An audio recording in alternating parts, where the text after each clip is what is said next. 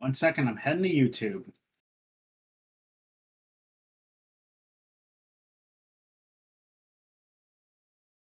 Oh, shows Nigel is live. I push the button. I'm going to turn the volume all the way up. And Hey, I just heard myself. Hooray. Rude. Do that for me.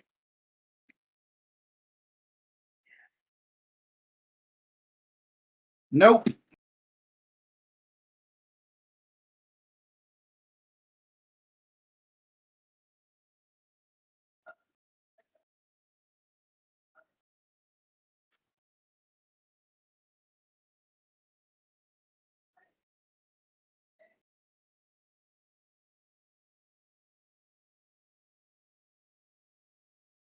Also can't hear you. Nope. So definitely check your microphone settings. I had to turn you all the way up so I could hear you.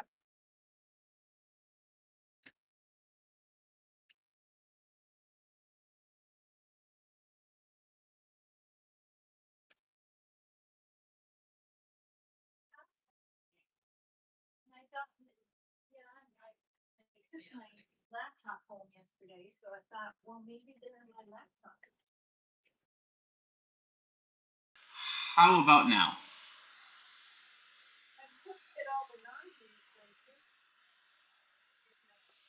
Kind of being rude.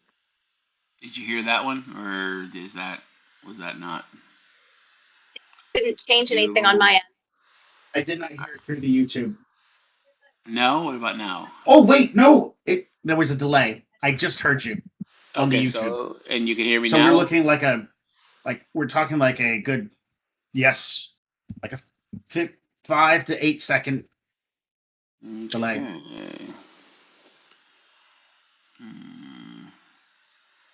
Let's see.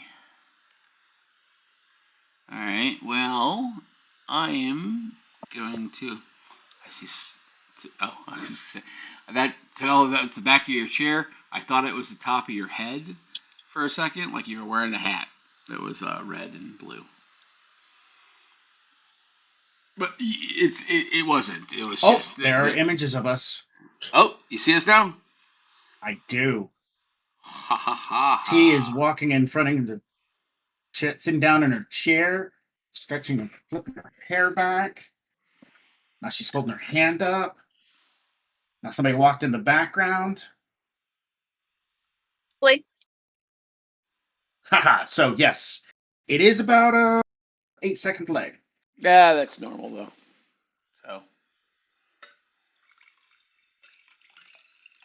So all right. Where do we leave off? Not in the cantina. We left off with the fight coming to an end, Knopf's being upset the fact that a syndicate had actually dropped into Asylum and caused some havoc, but at the same time being introduced to someone who was hired outside of your purview in relation to your contact. And you might have wanted to be able to question this Devorian a bit, but it seems like this ask no questions, solve all problems with blaster fire individual was at the right time to do the job. And Ulan is most likely very happy with this because he was very close to that vibro knife. Yeah. He was 2 seconds away from dead. Exactly. And so for Ulan, he's incredibly thankful that you showed up.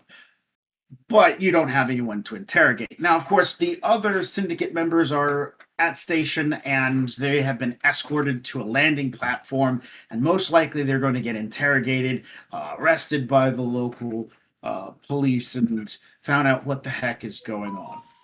So in the meantime, all the cargo crates are now off the ship or on the ship or in some way, shape, form. People are digging through them, and Ulan, of course, is pitching a fit, going, everything has to go back in the crates. The manifests have to match the crates in question. And we have to pick which crate we're keeping. Well, we are the ones picking through it, or other people are? Well, last we left off, Apaka, right? Yeah, Did I say Papa. his name right? Papa. Apafa. He was going through, going, I don't need this. I don't need that. And the small dude was activating all the B1s to have them rush Oh, out. right. So Okay, Yeah. so now no the external power. B1s who are technically part of the need to be put back in, whether they're on or off. They're Yeah. part of the whole ordeal. All right, well let's gather up the B ones. You know. Yep. So Well, actually, I'm just gonna put the little guy on it and be like, hey, what was his name? Dakma. Dogma, yes. Dakma, can you get these guys? You know, put them back in. Hey, so the little guy will get them organized. The Ulan's going to walk over to you and says, I have to go meet with my people. I have people I need to talk to. I have a phone call. I need to call Rel Tanoth on the comms, let her know what's going on. You need to figure out which one of these is the one we're keeping. It's the one with the crystals in it, right? Yes. Yeah, we already got that figured, right? Fair enough. Get it off, get it somewhere, and get it secure. Okay. I'm going to go. I'll call you in a little while. Um, Okay. and as the Twi'lek walks past, he turns to look to Mandana and he says, you can stay here with the cargo, which is what your boss is wanting to purchase, or you can follow after me, but all I'm going to be doing is making phone calls to your boss. And I We're don't know going who's responsible for your actions. as soon as we're done. I'll stay. Thanks. And as soon as we're done here, we're gonna head over to this guy. We found a guy in the market sector, right? That came A up as guy in a the market sector. yeah. So it was somebody that we were going, some market guy that we were going to go see. Market guy. Right. And he had a name. Do you remember what the name was? I do not. Fair enough. Um, Good thing I write stuff down. yes, Where's my rogue gallery? I'm terrible at Laquafa that. Laquatha. Yeah, and so we knew that was the he's inside man yeah. saying shit and sold, he said some reason the bodyguards, the Gamorrean bodyguards dropped that name Yeah, okay. in response to who told you anything. Mhm. And the Gamorrean said Laquafa spoke to the Devorian. And Okay. so Yes. we're going to do a little bit of a fast forward here through Mhm. the moving of crates. That's not Yeah, important. it's not Getting important. the stuff back in isn't important. I'm gonna get him over to the Ugnaughts, and I'm gonna put it on in their shop or something, you know. In the Ugnaught shop, sure. They have a pretty cramped shop. It's not very. It would work. I'm not saying no. I'm just going to say it's going to be cramped. Well, let him know. I'm And just gonna let him know this is just for the next 6 hours. okay, so you're going to smooth it over by telling them it's not going to be a long period of time, and I owe you one, guys. Oh, I always owe them one. You know, they just never I collect. figured as much. So, I figured that as much as well. yeah. So, who are you going to try to get with to go to meet this contact that relayed the information to the syndicate? Well, I mean, who's left is these two, right? Correct. So, um, new great shot girl. You want to come with? And Mara, I'm assuming you want to go. This guy is the guy that like tipped off everything. So I'm figuring we go there, figure out whether or not we can get some more breadcrumbs out of this trader. Try to figure out a bit Yeah, more that sounds about fun. him. Yeah, exactly. Well, I mean, he's gonna know me. I don't know if he'll know you, Mara, and he definitely doesn't know Probably you, not. um, Mandala. How do we pronounce your name? Mondana. Like Mandana. All right. Madonna. Mandana. Mandala. Ma, Mandala. Mandala. Mandana. I don't know. It's a thing. You know. No voguing. I'm bad with names. All right, I so think the most important part is remember your own name. All right. So when grabbing a repulsor lift and gaining transport toward the promenade, upon arriving at the promenade, do you know who this Laquifa is? Like, does um, Nos know this individual on a first name basis? I don't honestly know. I mean, it's a big place, Fair enough. There are a so lot of people who live on Asylum. So, although you know yeah, quite a number of them, that doesn't mean everyone is known to you or is your friend. So, yeah, you don't know how to find this gentleman other than walking around and asking names because there is no roster or information that says where somebody's going to set up shop. So, I have provided a nice little map here, okay, as you guys can see. And because, of course, this is a role playing game and game mechanics is part of it, in an action, you're going to choose to do something. You're in the marketplace. You can choose to talk to people. You can choose to make dice rolls revolving around perceptions, whatever it is you want to do on your turn. And those results will help lead you guys to finding out where Laquafa is. If okay, he's still here, he or she, everything I said so far, he. So if he's yeah, here, and if so, where to find him. So yeah, if you've got to the foundry, and if you don't remember how to bring your character sheet up, I'll remind you. It's yeah. the fourth tab over that looks like a little person, and it's called Actors. And you should be able to find your character on that list. Found that. I'm looking for the map. Ah, Yeah, all I see is a fantastic. big black square. All right, yeah. You just 1 second.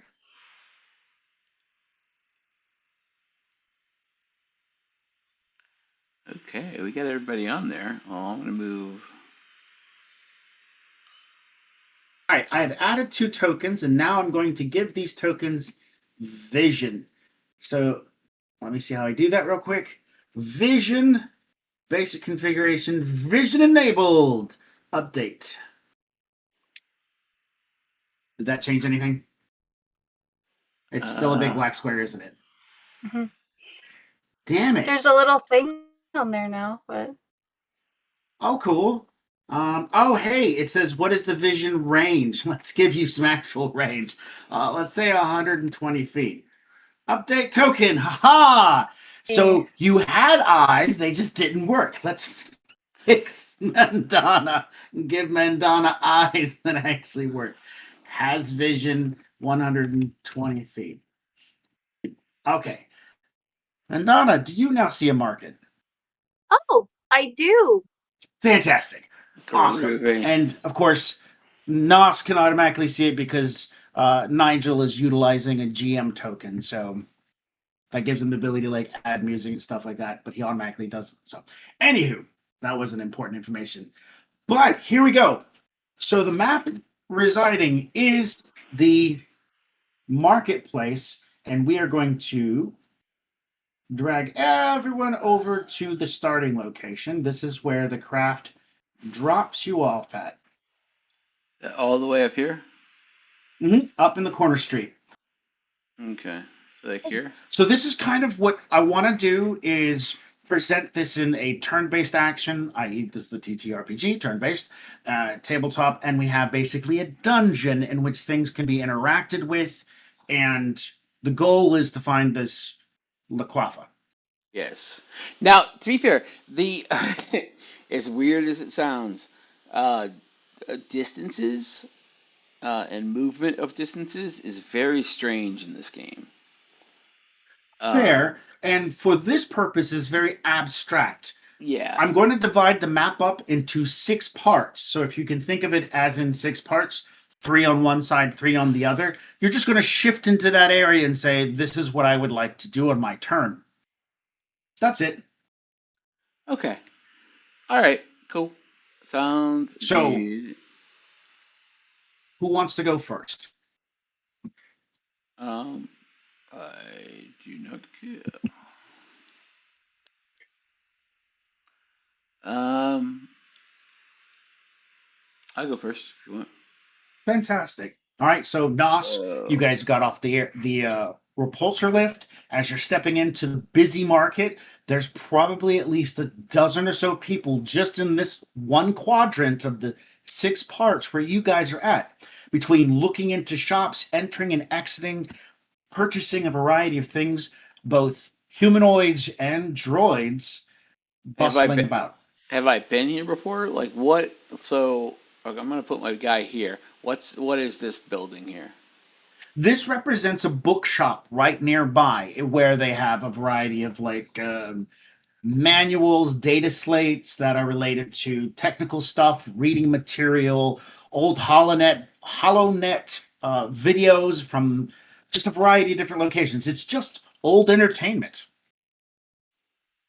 Okay. So that's your action. You're All right. walking. And have you ever been here before? We could say yeah, but I mean, there's no cantina over here for Nas to like Yeah. hang out at. None But of this stuff here is like a place to hang out. It is all businesses and shops and mechanical parts for the station. all right. I'm gonna pop into this place then, and I'm gonna look to see whether or not they have a like technical schematic and manual for a YV666. Fantastic. So you go in and you start perusing. So as Nos goes to start shopping, what are we doing? We'll go to Mara. Um, I feel like I'm just kind of following Nas around because I'm interested to see this guy, but I'm also looking around for anything interesting at any of the shops. Not really like anything in particular, just kind of looking and seeing if anything catches my eye. Sure. And because you come from a very wealthy background and you are slumming it, you've gone down here to, your eye gets caught on a variety of from where you're at, right? I'm going to draw, I have a little drawy thing. This area right in here seems to be fabrics, textiles, and outfits. That would be fun. This Inside, Might you build, can look for see what something looks new. like refurbished or repurposed body armors in there. Mm, I might want some of that now that we're getting into like now that I've started working with a crew that does dangerous stuff. Like thinking back on everything that just happened, you're like, Mm-hmm. I might need some of that. well, you do So do have you want to that. leave Nos behind and wander off? I'll try to keep him in my eyesight, No, and I'll but just I do want to listen. go look at the. Just walk around, talk to people, see if you can get a line on the guy that we're looking for. Okay, what does he look like? We don't know, but we know his name. We don't know. We know his name. Do we know what he sells? Nope. So Nope. as you've walked over, so you're standing near Nos. I'll drag your. Oh, I'm on the wrong one. I'll drag your character over. Yeah, you can do it. Can you? There you go.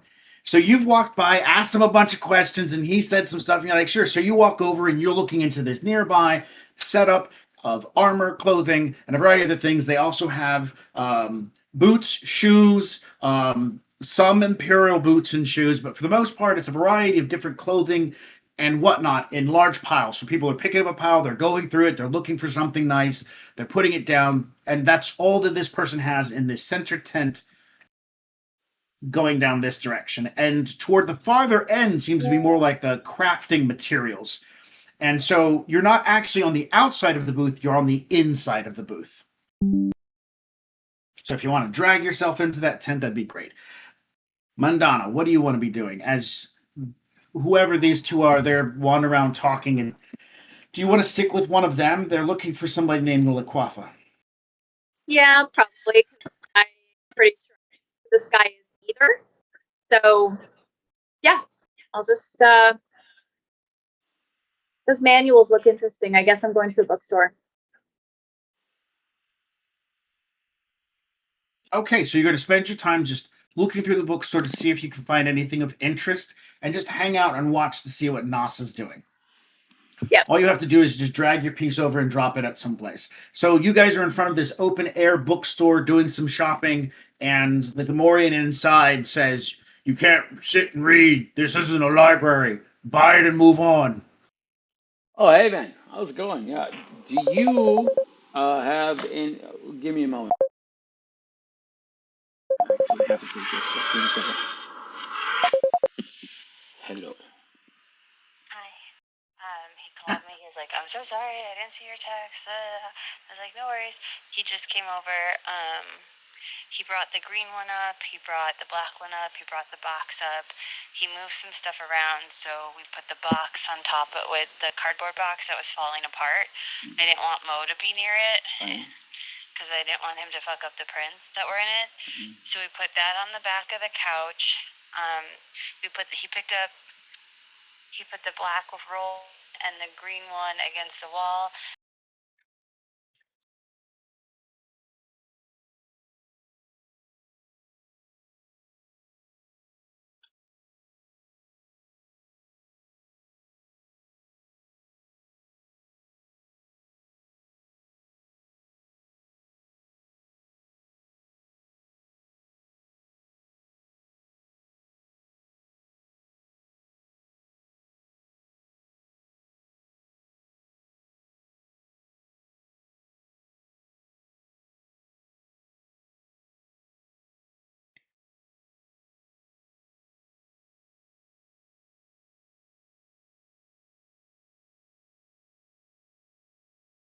All right. Sorry about that.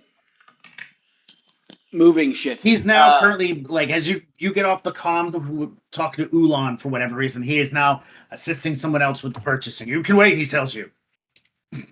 Give him a thumbs up. All right, his name is Jick. At least that's what his badge says, Jikk. Okay. So it takes Jick a moment before he turns and looks at you. What do you want? So Did you find something?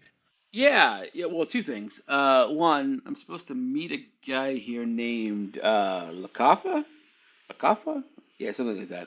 Anyways, and we're also looking for a schematic manual for a YV666. You got that? And do you know this guy? I mean, we hear he's in this area.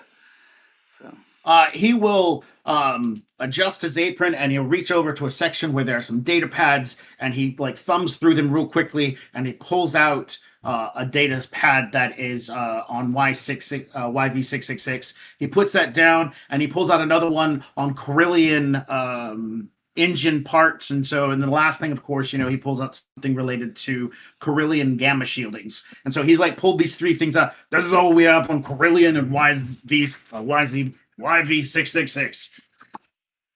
That'll be 30 credits. okay, fantastic. Do you know who I'm talking about? Do you know the Lakafa? I'm gonna act like I'm getting my credits out. Okay, he's just staring at you, Blake-faced, mouth open, breathing. What? Lakafa. Do you know him?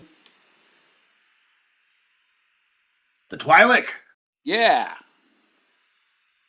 Yeah, he points past where you're at, and so I'll use my little ruler as a gesture, and he points in this direction, like he goes over that way, Okay. out All my right. booth, to the left, make your first right, walk across the opening, and he's got a front open booth, and he sells droid parts. Droid parts. Got it. Thanks, man. I appreciate it. I give him the 30 credits to take the 3 data pads.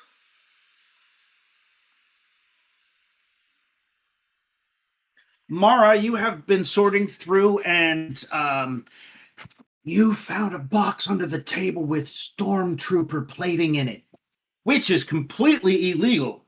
If Imperial forces saw this, they would have a shit fit. And it's not bad armor, it's just not good armor either. It's not meant to be stop a lot, it's just meant to provide like an environmental protection and some kind of like absorbance for some things, which is great. But while you pull that box out and you're looking through these armor pieces, you do find a remind myself real quick. I think it was called Durasteel. That's what Yeah. ships are made out of, right? Yep. A Durasteel breastplate. A nice, thick, heavy piece of metal. It's not fancy. It's not going to really stop the energy of a blaster bolt, but it will stop at least one or two blaster bolts. And you shift it around for a minute to pull it out, and the Nemoidian, who is they're not Nemoidians, the Rhodian, who is over there, sits there and barks back to you and says, 40 credits for the chest metal. Great deal. What if I just 40 for the whole box? Because 55 for the whole box. 55 for the whole box. Kind of illegal, you know. What if I 50 for the what if I just whole take it off your box. hands? What if I just take it 50 off for your the hands? whole box. 50 for the whole box. I don't know. I don't know if I want to spend money on something that's like illegal. I'll buy the breastplate, but the other stuff I can just take that off your hands. 50 for the whole box. No deal. 50 for the whole box. Am I walking by at this point in time? Nah, there's a lot of noise going on. So, I mean, if you hear somebody barking and negotiating, I'm pretty sure you're not going to identify easily. Bara, this is a dice roll time. Woo! We want to make an opportunity for your character to expand to see if she can convince this Rhodian that she needs to part with the armors. Mm-hmm. What skill do you want to use to make that happen? I would suggest not using firearms. Is skullduggery useful? Because I'm trying to like haggle. Yes. Okay. Cool. So, do you remember how to do this? Yeah. What's the difficulty? It's straight up just what it is when you hit the button. So all you have to do is hit skullduggery dice and then hit roll. Bam! One success. Woo! An advantage. So she finally just throws her arms up. Fine. 40 for the armor. Take box. Go away. I don't want you here anymore. You're bad for Thank business. All right. So you grab the box and you haul butt. And Mandana, Nos has retrieved information on the location of the target and is headed out. Did you want to do anything or just shadow continuously? Nope, I'm going to continue to shadow. All right, so go ahead, and I'm going to ping the spot for, if you guys can see, it's a little flashy bit over here. Mm-hmm. This is where the directions lead you to, and you can see that there's an open air stall that has a lot of droid parts hanging up outside. First thing that you do notice is almost a complete security droid out front. He's got one leg, but he's being propped up. He does have a small blaster pistol, and he is currently like looking around. Okay. Well, I'm not. So Yes. actually, I'm not going to approach. Pause for 1 second. I have to take care of something. I'll be right back. Less than 2 minutes. Sorry. Mm-hmm.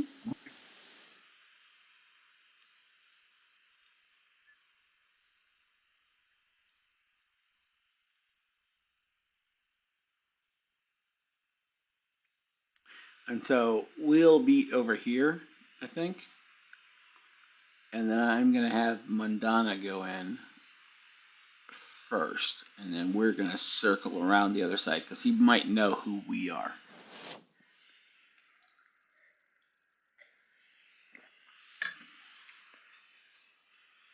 So what am I doing if I'm going in first? So he seems to be the Kind of what's guy. the plan? Sort of, hey, how's it going? Yeah. Secure him, essentially. You know? And keep a bead on that droid so that you can take it out quickly. I had to help someone find something post haste. All right. Well- So you're walking over, droid's out, security droid out front, one leg, has a blaster pistol, and he's looking around. He looks more like he's just there for show. And if you actually kicked him hard enough, he's probably just going to fall over. Okay. All right. So, So we're gonna send her. So we're over here. I'm gonna send her in, and then I'm going to, along with. Well, do I have Mara yet? Mara, you're done shopping, so you now have a big box of armors. Yep. And you step out of the shop back into the street. Nos is gone. There's a Well, lot of people around, but you definitely would recognize Nos amongst the crowd. So do you want to wander around and see if you can find him? can I see him from where I'm currently standing? Yes, we'll say yes. You takes a moment as you're turning around. You're like, oh, there he is. Okay. Cool. Do I know? So do yeah, I, I'll do I I'll notice run her? over. Oh, hey, follow me. And All right, I'll be so like, look at all this stuff I got. Oh I wow. haggled. I got it for 40 credits. Wow, that's really 40 credits? Oh, Yeah. I feel like none of these people know how to market anything. All right, so okay. You this. you see as you're showing off, one of these is a fully functioning stormtrooper helmet with comm gear and everything on the inside still. And the drinking, they have a little straw that goes in their mouth that they drink from. Yeah. So it's like Huh? everything's on the inside. So All that's a right. pretty good find. Can I give me a second? Can I throw on the chest plate and the helmet? The Sure. stormtrooper ones. Yeah. No, this stormtrooper helmet and the chest plate that's not the stormtrooper. Yeah. Yeah, and then just kind of like wrap the scarf around the bits and so on and so forth, and kind of Sure. disguise myself. It As long smells in as this you give it helmet. back. I'm gonna give it back. Don't worry. I just don't want. I'm the one And that's you go, like. and there's a leathery, fleshy, kind of old Ugh. smell in here with you. Yum. Oh, Gross. goody. You ever found I don't know, for me I have this smell in my mind and I'm not if you take leather and you wrap it up and store it for a while and then you open it back up and it's kind of like the leather and the formaldehyde all come out and they're old smelling and that's what it smells like. Goody. I want to turn on the filtration system. Does it still work? All right. Yes, it does. It takes a moment to kick up and you have fresh air circulating on the inside. Okay. All right. All right, so you don this disguise. And I'm gonna come around the other side, and I'm gonna tell. And Mara, just take up point around the corner over here, and keep an eye on things. And we might need you, but unless you want to come in, you want to come in? Yeah. All right, never mind. Come on in. Might as well put on the rest of the stormtrooper armor.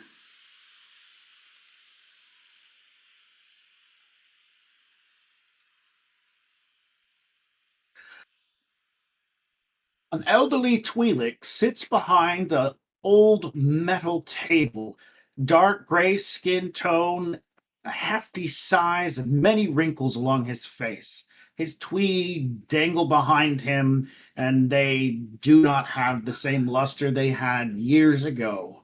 Sacks under his yellow eyes stare out of the darkness from his stand. It is poorly lit, and as you approach, he sits on a high stool behind this table, so he's like his midsection is above the table. And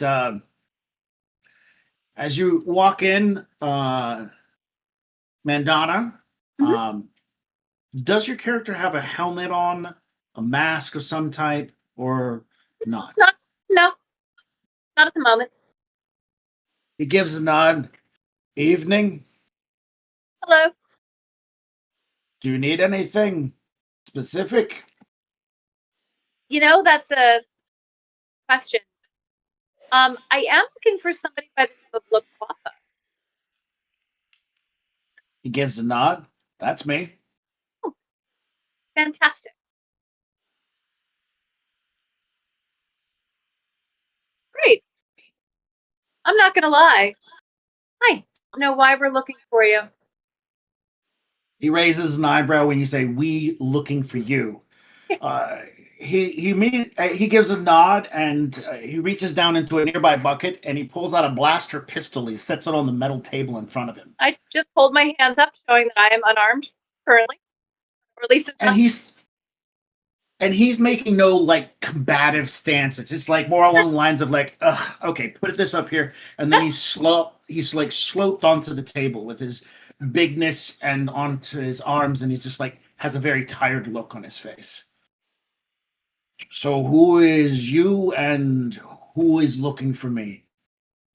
My name is Mandana, and I'm actually hired by Rel Torres to accompany some cargo. Cargo's here, everything's fine, but our contact said we needed to find you. I've got a couple companions somewhere out there shopping, I guess.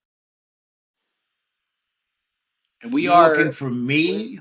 we are going to be making our way around the corner whenever you feel that we should arrive. Oh, whenever you'd like to arrive is good, because I really have no idea why we're looking Oh, for I know. This is really up to the GM. Like how much time does it take for us to pop on this breastplate and helmet?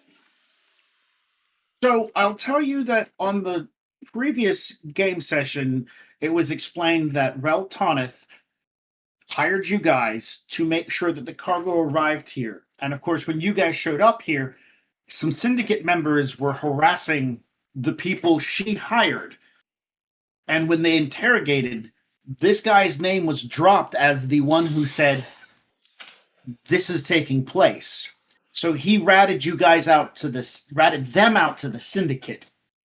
But your boss was smart enough to hire you to be a resolution for when that happens because like she's got a head that's like a full meter in length, so she's got a lot of brains. She must be really smart. We hope. So this guy ratted out your boss's people to the syndicate. The syndicate came to try to rob. Now you have an idea why you're looking for this guy.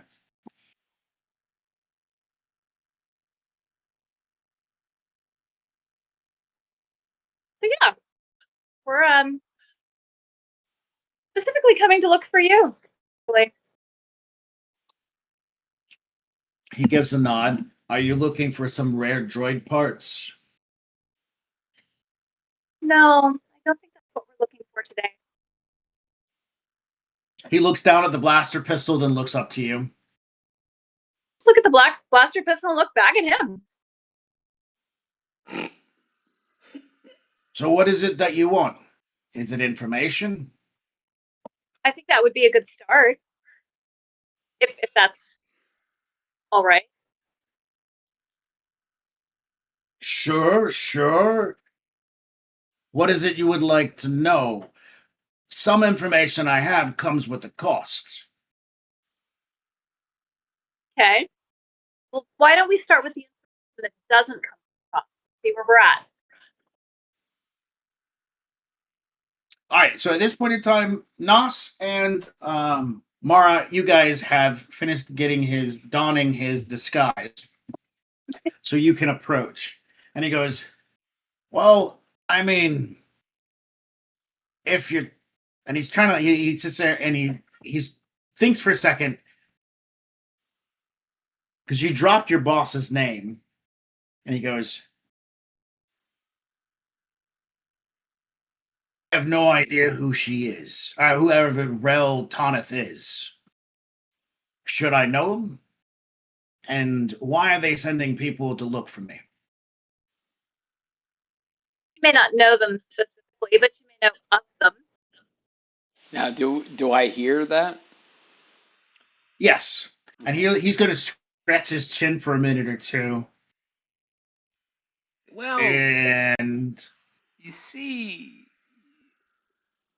somebody, we're not pointing any names,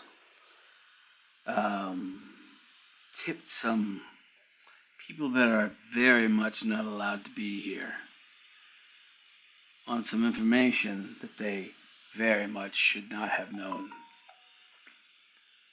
Now,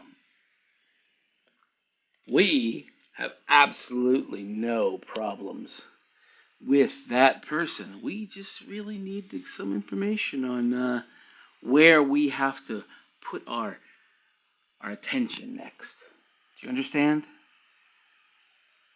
Mr. Lakatha? some people reached out to me every once in a while, and they ask me questions about what's going on here because they're always interested. Okay. They pay me to tell them about news and what's going on.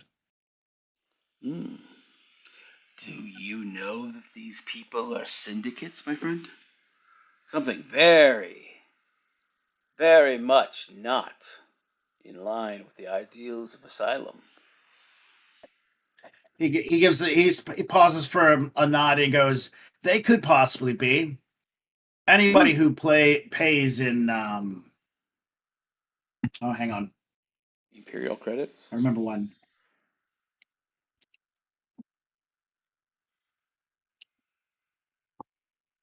Anyone who pays in pagats kind of says it, and he'll toss down 4 gold pagats onto the counter, and a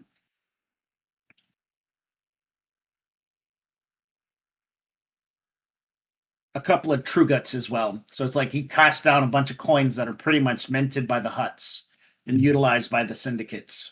Right. Okay.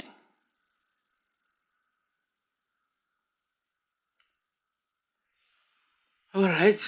So I suppose what we need from you, my friend, is some names.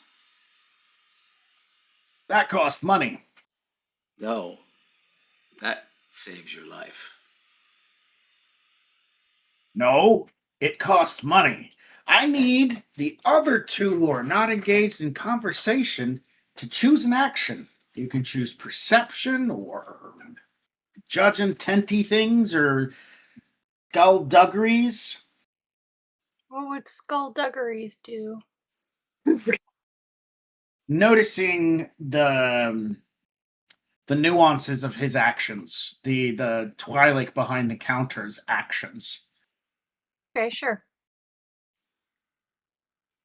The difficulty is increased by 1, so it should be just pop that little button, hit the go button, and the result is a success with an advantage again. Fantastic. All right. So you've made a perception of the situation. That means you don't need to act, but that means we pass on to Mandana the need to act. So what you see is he's a cyborg and he has an extra pair of legs. He's not sitting on a stool, he's standing up because the lower half of his legs are cybernetic and he has another pair of legs behind him. One of those pair of legs has moved underneath the counter and has grabbed a hold of something. You have been in situations beforehand where the guy behind the counter has a shotgun underneath the counter pointed outwards. And right now, Nas, in a shitty form of stormtrooper armor, is in front of where said shotgun should be. Yeah. Even though the blaster pistol is right here and so is his hands, his cybernetic leg hand thingy has reached underneath and grabbed the shotgun. So you can relay this to the other 2. And then Mandana can choose how she wants to react. But basically, the shotgun's about to go off. He's going to start hauling ass. And either Nos gets shot, or you save Nos, or you shoot him before he shoots Nos, or you make a persuasion roll, or I don't know, whatever it is you think you want to do, Mandana, to stop this guy from opening up a large hole in Nas's abdomen in the attempts to give him a new mouth to breathe through. Clearly, this guy doesn't understand anatomy. Usually I put him by my phone. I'm not able to see the leg or the ball that's holding. No, Mara is saying he's armed. She's saying he's armed. It's under the Mara, how do you think she would say it when she realizes what's going on? You have like seconds to say something provocative to share all the information. I lean over discreetly because I know if I say it out loud, things are probably gonna go to shit. Things are going to shit. This is what this dice roll is about. He's pulling the trigger to blow Nas into tomorrow. So it doesn't matter if I say it loud or not. Correct. Okay. Things then are yeah, happening. I'd be like, gun under the table. There you go. So Mara is yelling out, gun under the table. What does Mandana want to do? I remember what I have for weapons. You had a sniper rifle and Yep. a blaster pistol, I think. Yeah, I don't know. It's on your. I think it's on your character sheet, right? Yeah, I could have ranged heavy, ranged light, checked, and melee. Yeah, no. I'm looking at your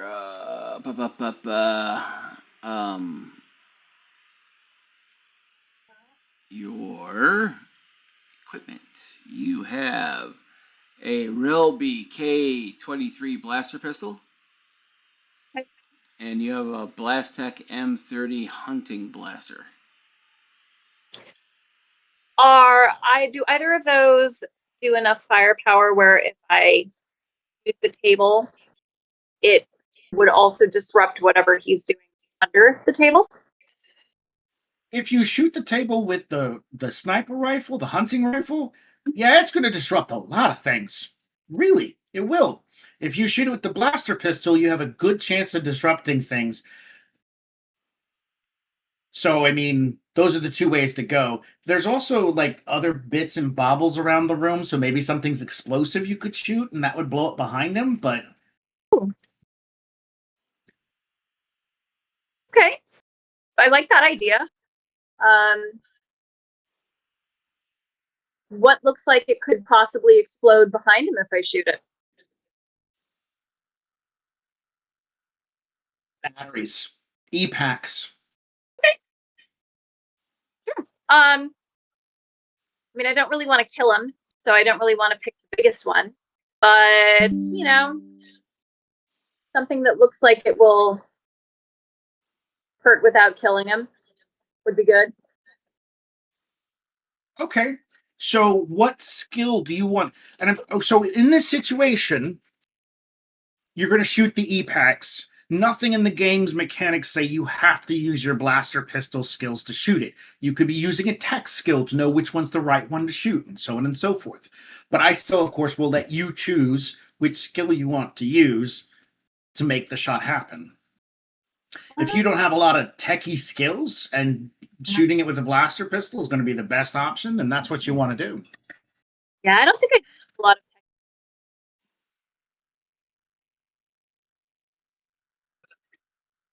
I do have mechanics. Looks like I do have some cybernetics. Ooh, you have cybernetics. He has cybernetics. Yeah, that is true. Do you have a yellow in cybernetics or no? No, it's all green. Okay, you don't actually Like, or have green. anything. You don't actually have anything in cybernetics. Then you just have whatever everybody has in cybernetics. Oh, gotcha. Okay, I was seeing like the blank white boxes, and I'm like, no, it looks like there's something there. Yeah, no. So if you have a yellow in something, the number of yellow pips is the number of skill points you have in it, essentially. Okay, well, in that case, I do have medicine. So just because he's cybernetic and he's a cyborg, that doesn't mean he's entirely metal either. So there's bound to be something fleshy that exactly can be aimed for it. Sure. So you want to aim for something fleshy that's not going to do a lot of damage and still hurt like the Dickens. Correct. And that will Do you hopefully want to shoot him or just hit him?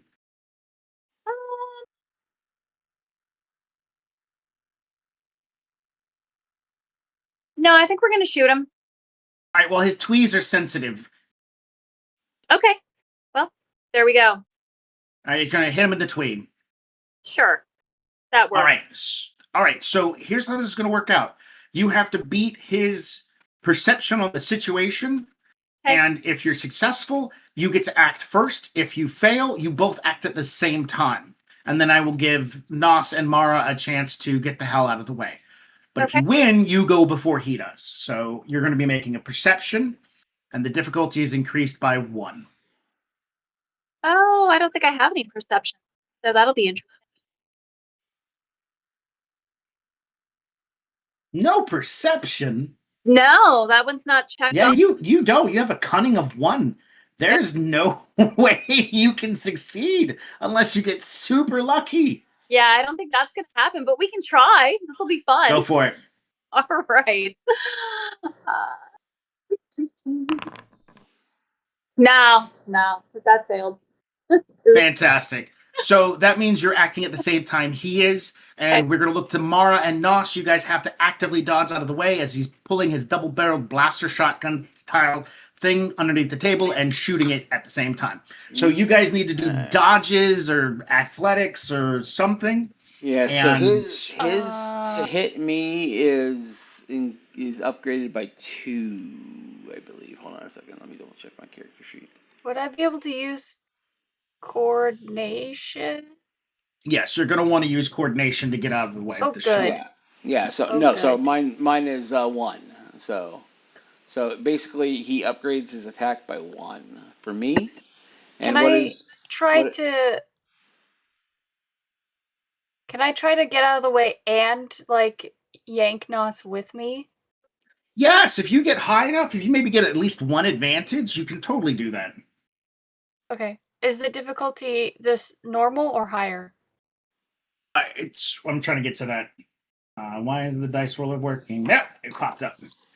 All right, so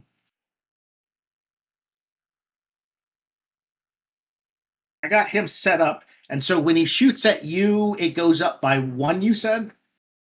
Yes, and Mara, what's your coordination? Because he's shooting at me, I right? have 2 little yellow guys and 1 green one. Okay. So if he's shooting at me, then his target number is upgraded by 1. Kinoki. 3 successes and 2 advantages. Woo! Dang. Jesus, motherfuck. Okay. All right. So Mara, that's what you're looking at beating. You have to match or succeed those number of successes to save you and Nas. Yeah, I don't think that's gonna happen, but okay. Woohoo! I only got 2 successes though. That saves you. Does not save Nos. Well, sorry. I tried. That happens. You added. Yep. So here we go. Nos, what happens next? The blaster fire goes off. He makes 3 successes. Oh, sorry. He also has a black die. He has a black die. Yeah, so if you could just roll that separately and apply it.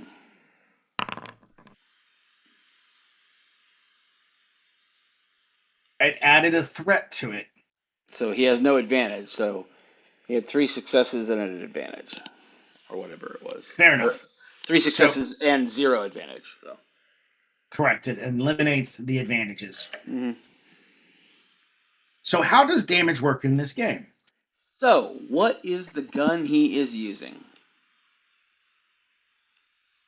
I'm just doing it off an E15. E15. Okay, what is the base damage? Bring the book up here in a second.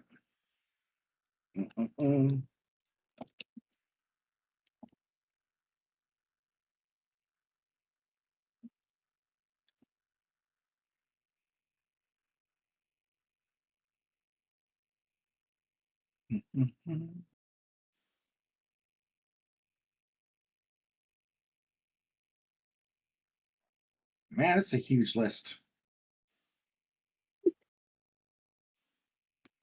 If I'm not mistaken, an E15 is 8 points.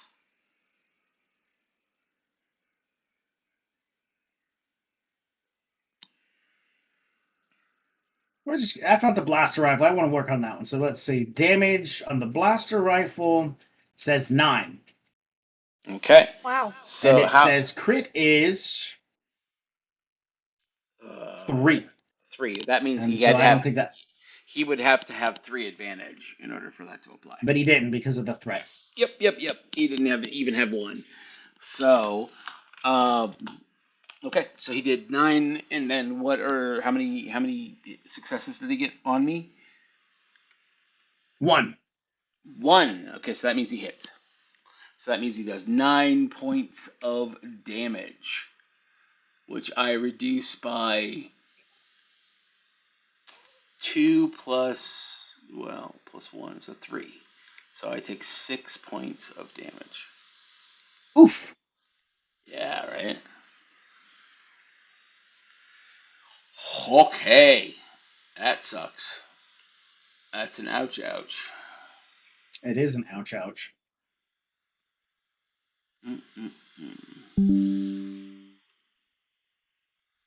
All right.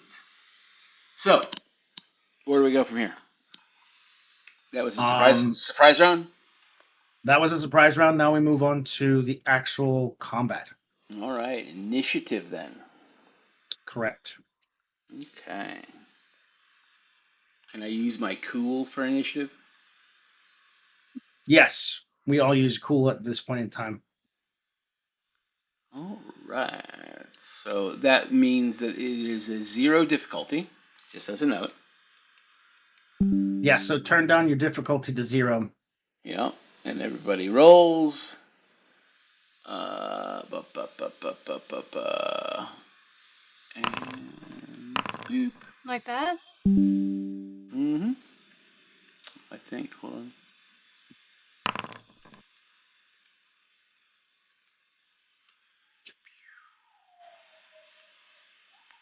Mandana, you need to turn down so the 2 blue dice go away. I thought I did. No, you did not. But that just means that you have 2 successes, 2 advantage, and a triumph. Jesus. Yes. Okay, I am doing something seriously wrong. It will not go down. It'll go up, but it won't go down. You have to click the other way. So the other button. So right or left The click. downgrade option should be right underneath it. Let me know if you don't see it. I'm so confused. It's okay. So basically, I have upgrade ability, I have downgrade ability, I have upgrade difficulty, I have downgrade difficulty. When I click downgrade difficulty, it just doesn't do anything. That's interesting. It's actually not doing anything. No, you're right. You are completely right. If you hover over it and you press if you hover over it and press the right button on your mouse, it should reduce it. Yeah, so okay. Yeah, there you go. Okay. Cool. There we go. Okay, so cool. we can just do the math here. So you're actually at 2 successes, 2 advantage, and 1 triumph. I'm at 3 successes, 2 advantage, and 1 triumph.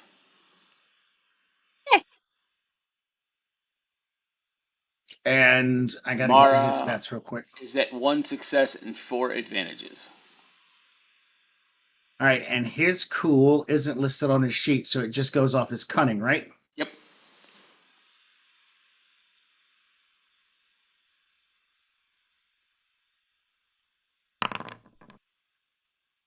Check fails, and he got 3 advantages. Okay, so he definitely goes last.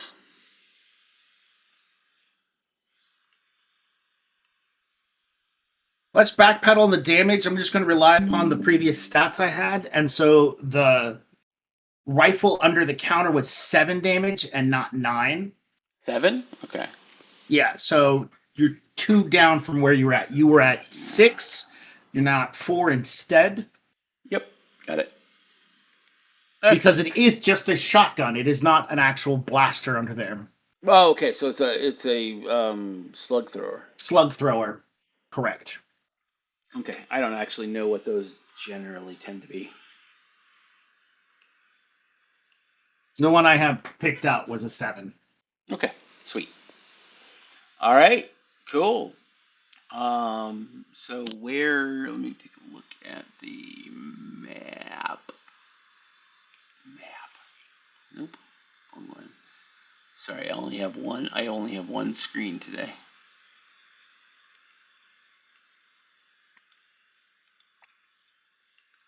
All right. Clues. We're going to use Gene for this purpose. He's going to be our Twi'lek in disguise. Generic. Mm-hmm. All right, and so So he's just right there, right? yeah. Okay, but there's a counter in the way. If I'm not mistaken. We still have to do Mandana's roll for hitting him in the tween. Yep. We didn't right. do that. Yes, No, do that. not. Do it. Yes, let's. Difficulty settings. Normal. 2.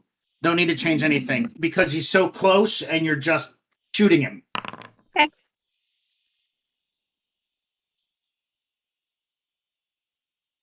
All right, and so your effect is not to kill him, but do some damage and knock him down. 5 successes. What is the damage on your blaster pistol? Good question.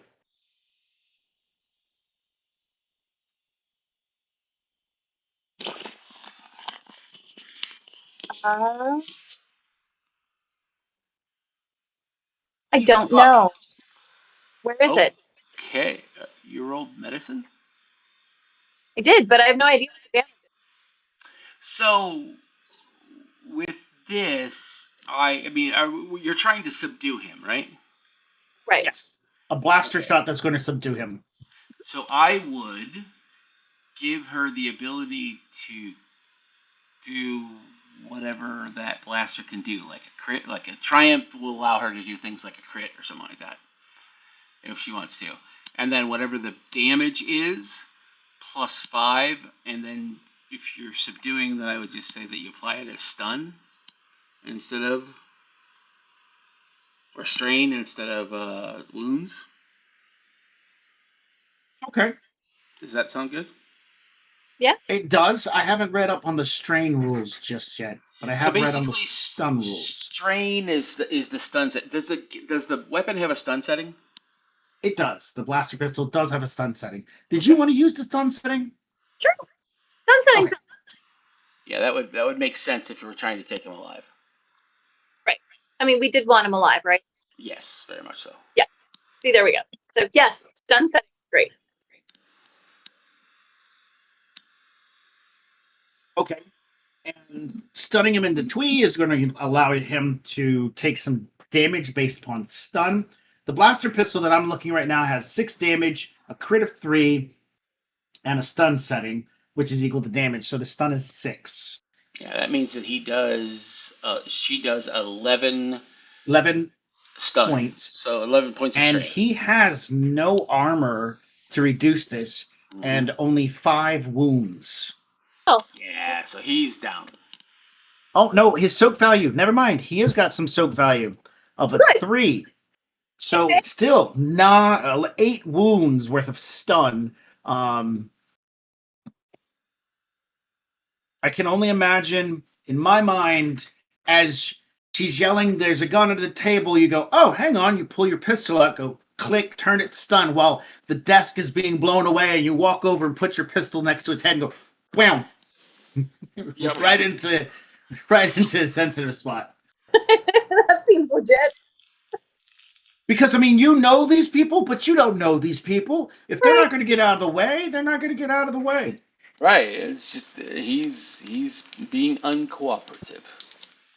The cacophony of noise coming from this small stall is loud. You get knocked back, Nos. The pain is pretty intense. Mara, you tried to grab Nos as you're jumping out of the way, but it happened all so quickly. And as you're sitting up to see what's going on, the desk is now got a large hole in it. Droid parts are sliding out all over the place, and the large elderly Twi'lek has fallen over into a pile of droid heads and arms. Face first, of course. Yeah. Mm-hmm. And What about this that? new What about, Shooty McShooterson is standing there with her arm out and the pistol, and then she like puts it away. is there anything else moving? The security droid is still going back and forth and back, forth, and then he stops and he looks down, and then he goes back. Okay. Good. All right. So we're gonna tie up our friend here. Close the shop.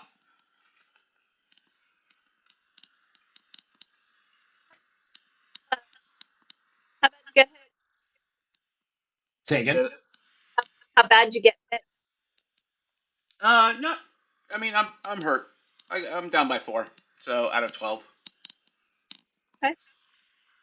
So. Well, if you want to take a look at that for you, let me know. Yeah, give me a second. Let's tie this guy up. Okay. But Mark, can you close the shop? Lock the door. Yeah. Since you've got a Can box, do. do you want to do some shopping while you're closing the shop up? Yeah. He I'll just shot at you. I'll It's true. just. And he works for the cartels, apparently. Yeah, At least that's what exactly. it seems like. So you know, I'm just doing my duty of, clearing out illicit goods. there you go. All right, so you tie him up, and then he's still unconscious. He's going to be unconscious for a while. The stun was right next to his head, so you have time. Let's fast forward to whatever situation you want to be in. Yeah, so basically we're just gonna wait. Or I feel like we should both be, all 3 of us should just be sitting in front of him with, blasters and him tied to a chair. And just when he wakes up, go. Inside the shut down shop, or do you want Yep. to take him to the local cantina? No, inside the shut down shop. I mean, do I feel like this is going to instantiate any kind of investigation? Yeah, yeah. Somebody will come around. A gun just went off. Right. Somebody will come around at some point in time. Yeah, but if the shop's closed, are they gonna just move on, or are they gonna inquire further?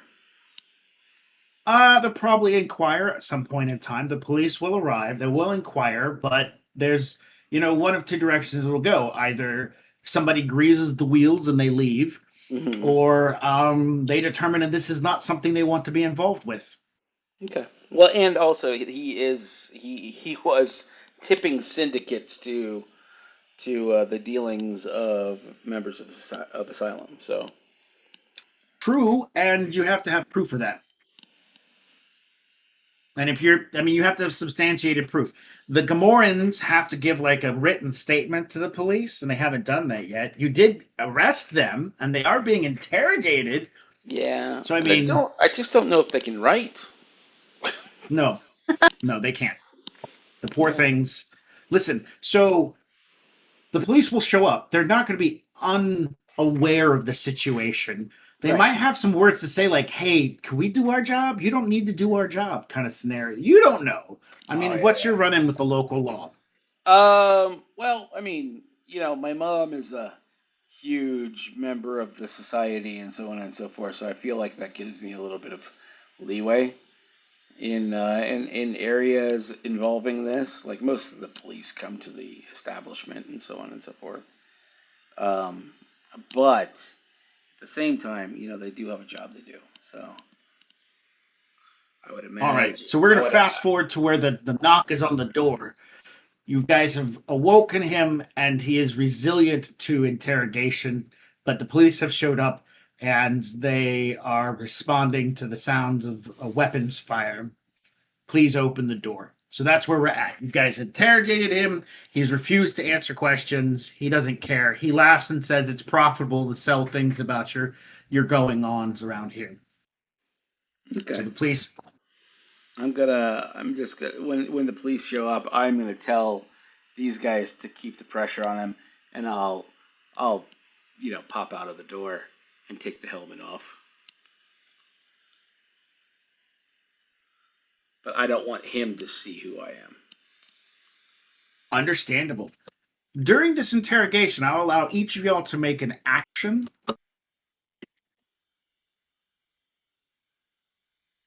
That's called flesh. That's my skin you just tore into. Rude. Now get off my desk.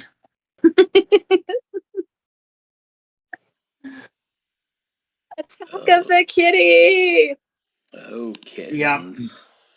She doesn't have a tower here right now because she peed on it the other day. Oh. Is she old do or that. That's why is she? So, Yeah. we got 3 people, 3 things. So you're inside his shop. We're going to consider Mara has already grabbed some stuff. We don't know what it is. Be creative, droid stuff. We'll start at the bottom. Mandana, is there anything that you want to do during the interrogation? It can involve the interrogation. It could be something else in the shop. It can be something with him or something completely outside of the event. I'm thinking. Give me just a second. Sure.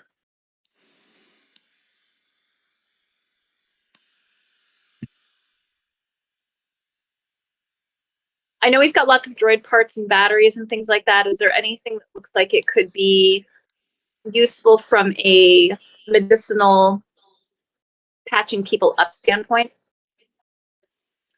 No, he does not have any medicinal materials like that, since he deals in droid parts and a few cybernetic bits and pieces. Okay.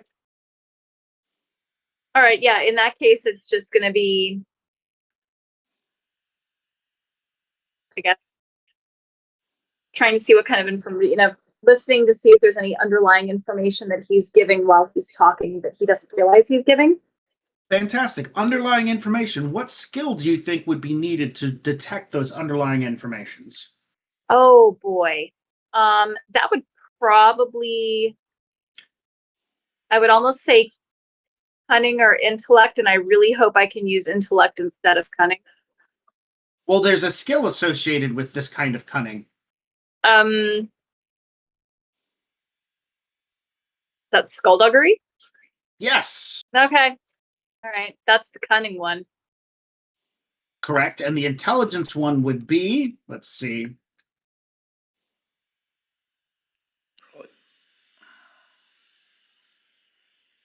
Warfare? I know, I've seen it. No, cunning is also perception, so. Yeah. No, I just remember what is Underworld. Since he's criminal, Underworld. That's intelligence based. Okay. So those are the 2 you'd be looking at, either skullduggery or Underworld. Okay, well, both of them are green triangles, but one has 1 green triangle versus the other one, which has 4 green triangles. Okay. All right. Well, let's take a moment to look around and see if there's anything else that might be helpful. You have high medicine. Maybe there's something about his cybernetics that might be a clue in some way, shape, or form. You have, what is discipline used for? I actually got to say, I don't know what the hell that's for. So discipline is usually used for like resisting like interrogation or force-related things. Okay, so you have a lot of that, and none of that's useful here. We've got a cool. You're not being interrogated, ranged weapons. So medicine would probably be the one you want to lean into, or xenology, because those are the 2 that you have a lot in, and that might be valuable. So you could say something along the lines of, well, he's a Twi'lek that's old. Do they have anything in particular about their species that might hint on bigger information? Or he's got cybernetics and I have medicine. Is there something I can observe based upon what he's doing or what he has here that might clue in some useful information? Okay. Yeah, we'll go with medicine. All right, go ahead and roll the dice. You don't have to change the difficulty. 2 is just fine. 1 success, 3 advantages. Cybernetics like he has does not come along easily. That is expensive stuff. And it definitely has a port adapter for his like organs and stuff for the purpose of having back to flushes. You know what back to tanks are, right? Back to flushes are pretty much I'm going to pump my guts with back to stuff to help me heal and stuff like that. Okay. Back to juice or back to fluid is not cheap. And the huts are generally the ones that would be someone who can get their hands onto it. The huts or the pikes, they can definitely get their hands onto it. That being said, you need some way to reach out and meet these people because this stuff doesn't come easily. You have to have a good logistics to get back to stuff moved around because people want to steal it. It's expensive.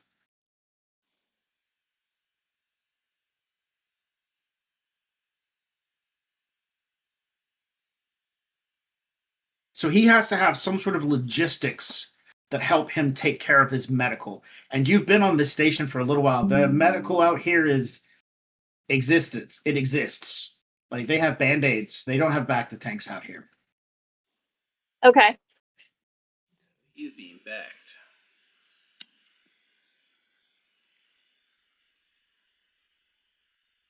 I guess I'm kind of confused. Like, is this something I would look around the shop? Or Yes. because I was gonna say, I mean, I can ask him and I can You can. I You can can't do that too. like do a Vulcan nerve pinch or something and try to, beat it out of him where he gets his stuff, but he may not tell me.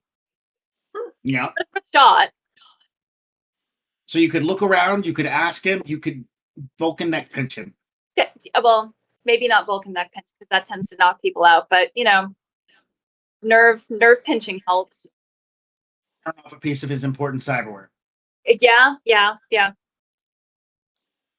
yeah, so I'll start with looking to see if there's anything that kind of, I mean, a back to tank would be big. Correct.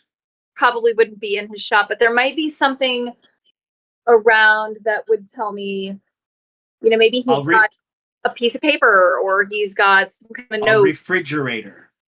A refrigerator, sure. There we go. That has to be kept cold. You can get alliance from somebody of the other players to help out because you're extending your task. You're going to give me a perception check. I'm going to increase the difficulty because you're doing multiple tasks. And if you pull in another one of the players, they can make a perception check at less penalty because they're going to be looking with their full action. Do you want to do that? Sure. Yeah. All right. So who do you want to grab, Nos or Mara? I think I'll grab Mara.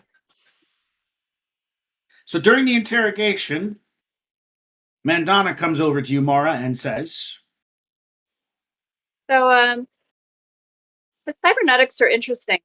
He's got ports for back to flushes.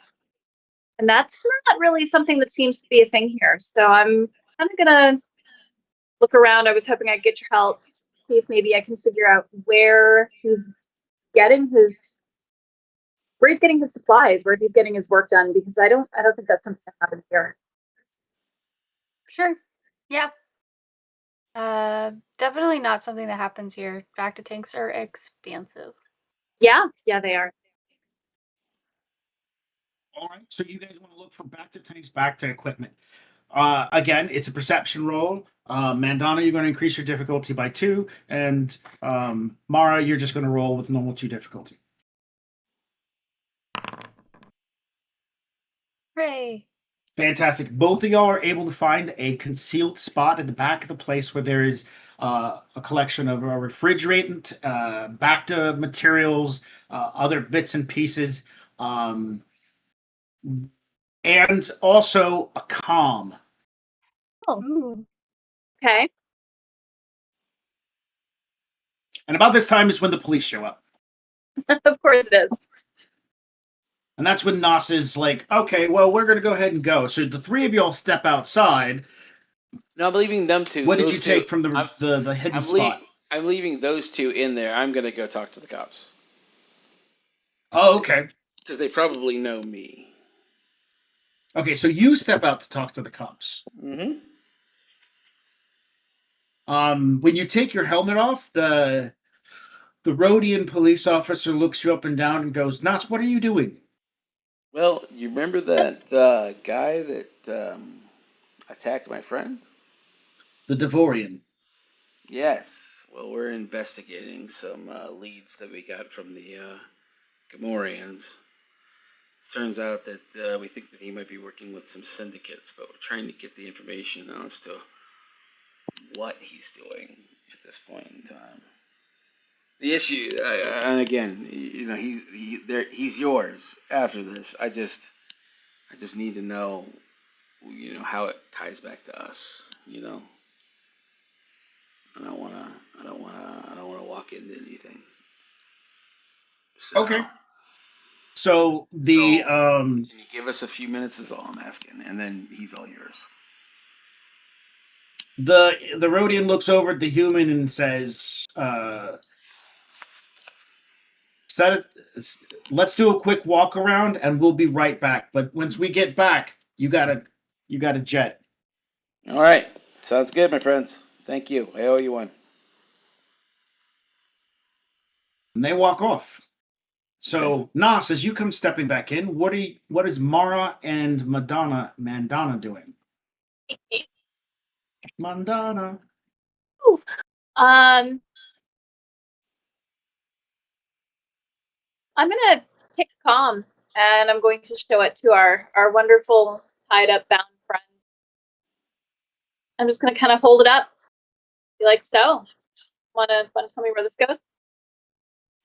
He actually does change his tune all of a sudden as he sees that you've found the calm, and his eyes get kind of big. But then he slinks back into character and goes, "That's no one important." Really, I think it is. Listen, man, we don't have a lot of time here, so Yeah, well, we can start carving on you, or you can start talking. no, It's he'll your just call whoever his friend is for some more Bacta flushes. Oh, Get that's himself true. hooked up. That's true. Or So, we could call his friend and let his friend know how oh, compromised he is. That's a good yeah, one we too. could. I think. We could. All right, that sounds like an intimidation or persuasion. Which do you want Uh, to use? let me see what's better for me. Can I just be like still in the back snooping through stuff? Yeah, there's a secret spot back here. It's got a refrigerator, some back to stuff in it. Like there's some decent tech pieces back here too. All You kinds got a box. Just load there. that sucker. Right, give a I'm just fuck. like loading interesting shit into my box as much as I can carry. That Everybody's makes gonna be like, from this game session, I got experience points. From this game session, I solved the mystery. From this game session, I just got loot. A box. great. Mara is a bit of a loot goblin. Apparently, for Yeah. a rich kid. She likes interesting stuff. She collects interesting stuff. She's got a Yeah. variety of hobbies, and part of that is collecting stuff. All right. I like it. Well, I mean, deception might be more apropos. We are Or technically lying to him. coercion is the Yeah, coercion is skill is intimidation. correct, and you'd get a bonus because you got the com with you. Yeah. Well, I mean, I can definitely do. I'm not a coercion guy, but I am a deception guy. I So don't you would either of those. go ahead.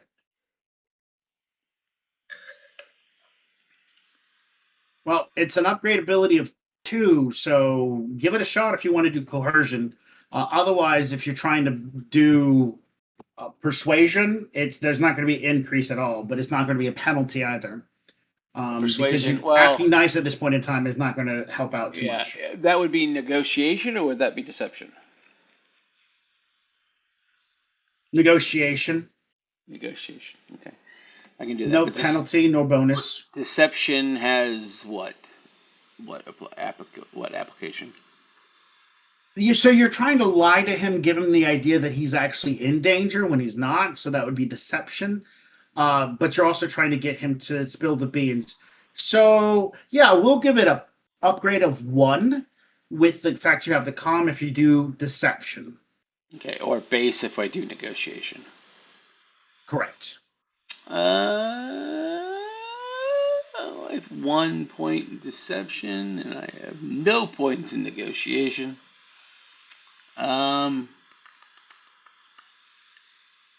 Let's just go straight negotiation. Why not? Sounds good. Beep. Oh, look at that. What I get? Ew! That's not good. I get 2 advantages.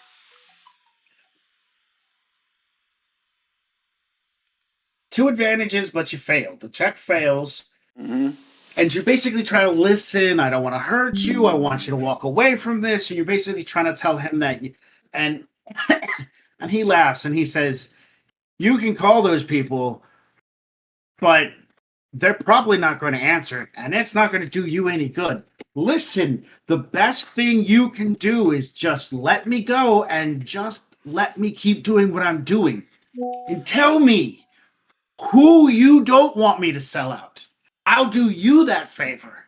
And now he's turning around the negotiations because you failed. Right. You tell me who you don't want to be ratted out to my friends, and I won't rat them out. And then you'll pay me to keep my mouth shut about stuff. Oh, see, That's the now best choice from here.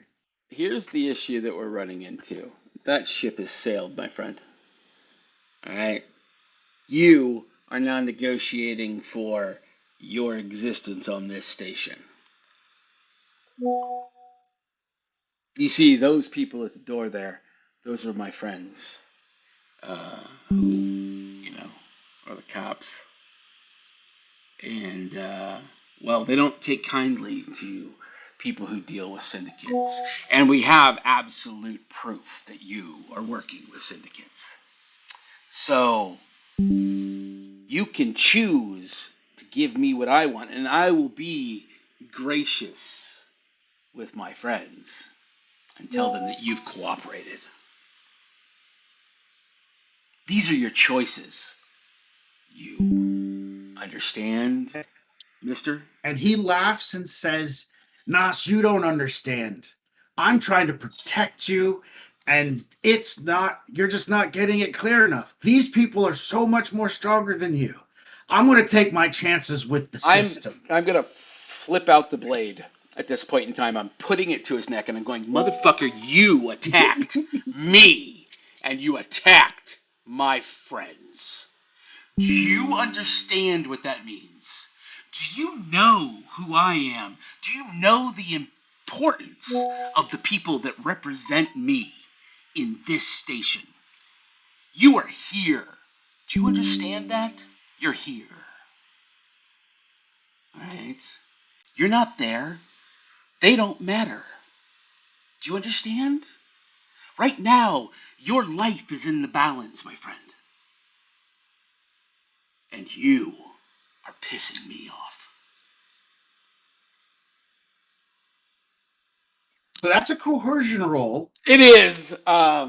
It is. So you got to go in there, man. You got the knife out. I know. I'm going to give you an upgrade of 1 because you got the knife out.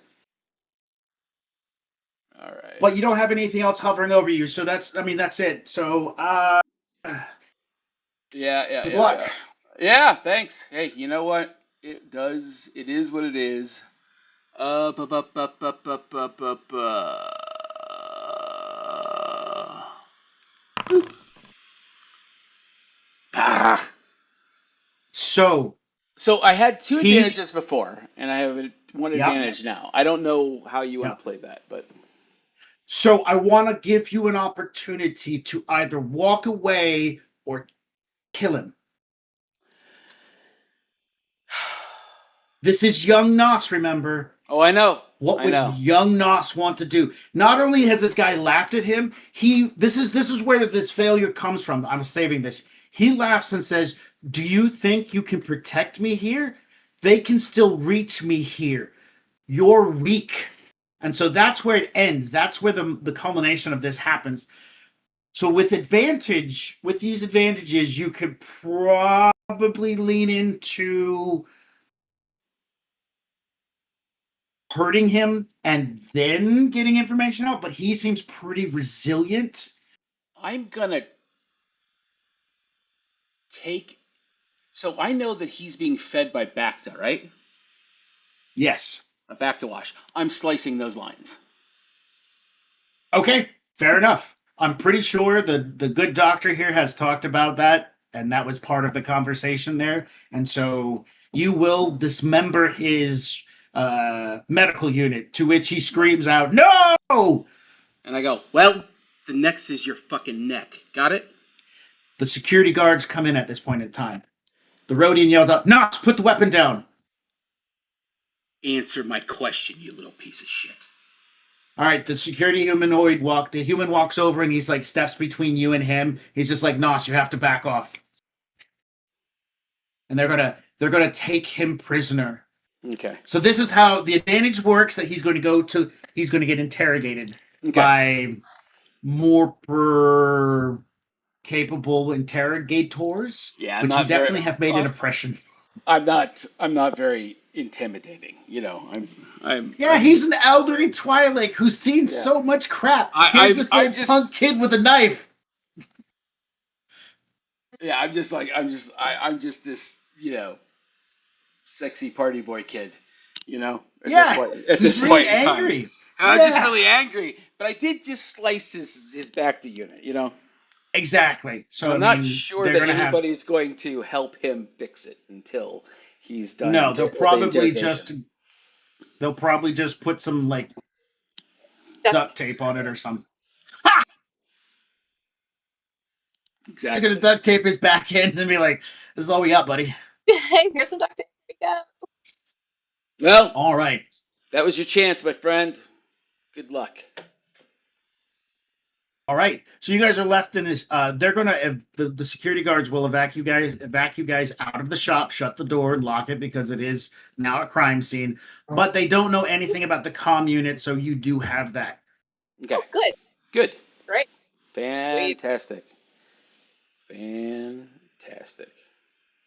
Is there any active droids? There's the security droid. Okay. But he's just basically a camera at this point in time, right? Yep. Yeah. So. Okay. But he will say, "I didn't see anything." He covers his own head. "Hey, could you give me another leg? I just want." No, he doesn't say anything. Honestly, I'd be like, "Hey, the shop's technically open to you. You can go get yourself a leg." All right, so you guys have you've chased down this lead. He was resilient to your tactics, but the takeaway was that comm unit that he uses to reach out and talk to people. Mm-hmm. So now the question is, do you want to do anything with it right now, or do you want to sit on it and come back to this? Well, I mean, minus, being able to imitate this guy, I don't know what the comm unit's going to really do us. I mean, we could link it or something like that, but Well, I mean, Nos doesn't have any clues about how comm units work. You push a button, make a phone call. Yeah, I mean, I'm not 100% on the whole thing. That's for damn sure. Exactly. So that's better used in somebody's hands who actually has more tech skills. Yeah, I was gonna say I don't know. Like Mara. Yeah. Mara, you're good with tech, right? Yeah, it's one of my hobbies for a while. Oh, okay. All right, well, One of your hobbies for a while. I love it. like. She's phone numbers basically off the comm unit and then trace them. It'll take you some time because, that's splicing and shit like that you do understand how to do, but you're not the best at it. So Yeah, given a few it's been a days, while. given a few days, you could pull the phone numbers off and figure out where they were coming from. That being said, you could also put it in the hands of somebody who's much more proficient and have it done within a day or two. But yeah, you know that the numbers can be pulled off. Those phone numbers are also like coordinates in the galaxy. So like when you punch it in, it's going to have an area code in there, and you're going to be like, "Hey, that's Tatooine." Shit, you know Right. where the phone calls come from and go to. That helps you know what syndicate you're talking to. That makes sense. Okay. Well,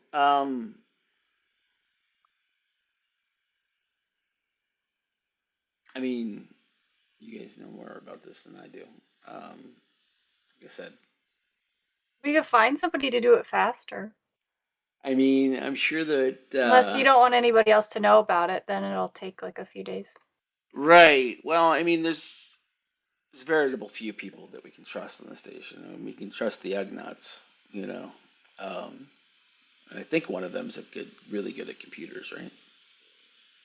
No, they're both good at shipbuilding. The one that's good with computers was the T7. T7. Oh, and Do we still have T7 also, and Dogma? yeah, and Dakma. Yep, T7 We could was ask good at them. splicing. Okay, well let's see if we can't run down T7.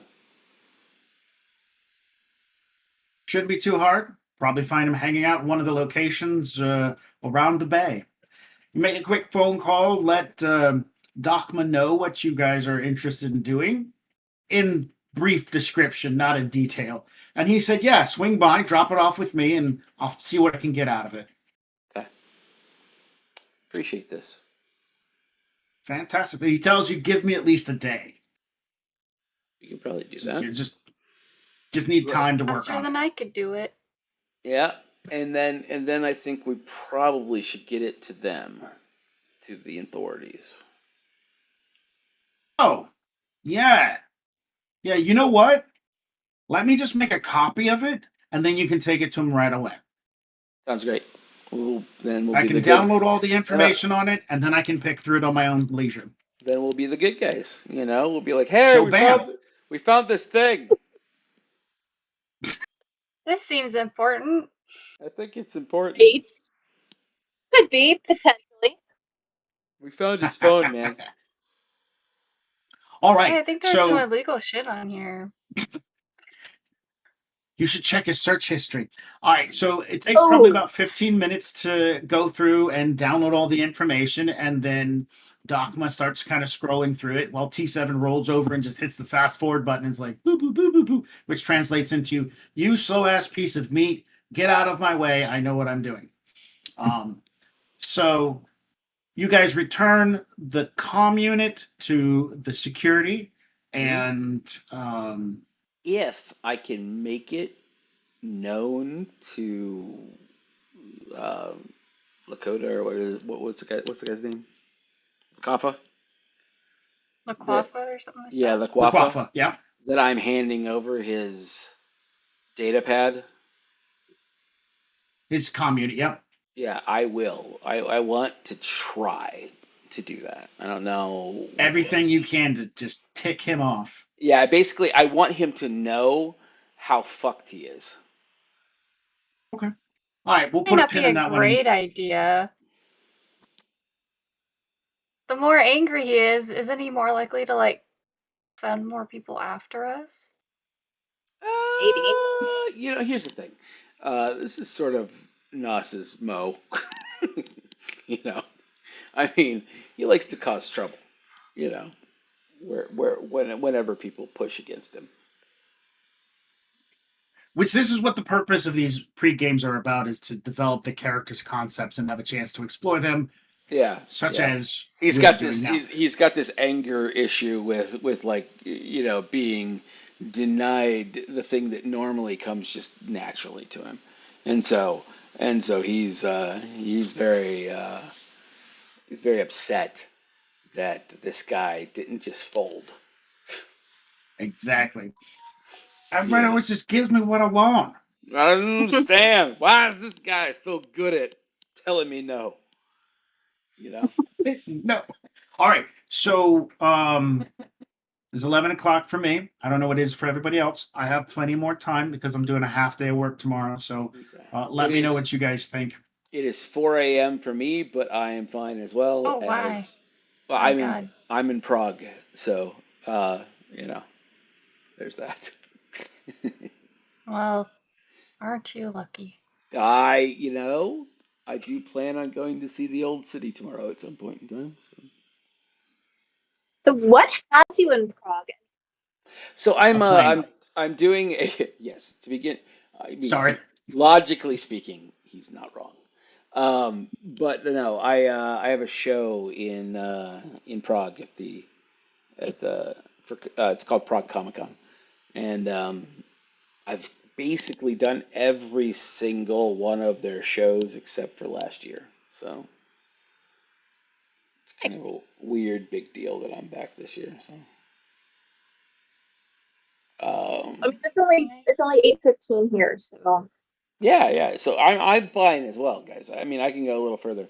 You know, I'm not gonna sleep a lot tonight because I need to like kind of put time down. edit, yeah, I need to like gradually. I need to be tired tomorrow night so that I can properly sleep. If that makes sense. You're trying to exhaust yourself out. Yeah, I'm trying to give myself enough sleep to stay awake, but then pass out for a bit, you know. So, Fair enough. I'm so uh, glad I don't get jet lag. I don't normally either. It's just going from the West Coast to here Yeah, was a lot of hours of that'll do difference. it. Yeah. So, um, That's just and it just doesn't work out well for me. So, but yeah. All right. we're gonna keep going forward then. Mhm. And All right. we're gonna hit the fast forward button. You guys have an opportunity to put yourself out there and say Yeah. whatever it is you're interested in saying. Somebody asked Yeah. a question of you. Ooh. Oh, what'd they say?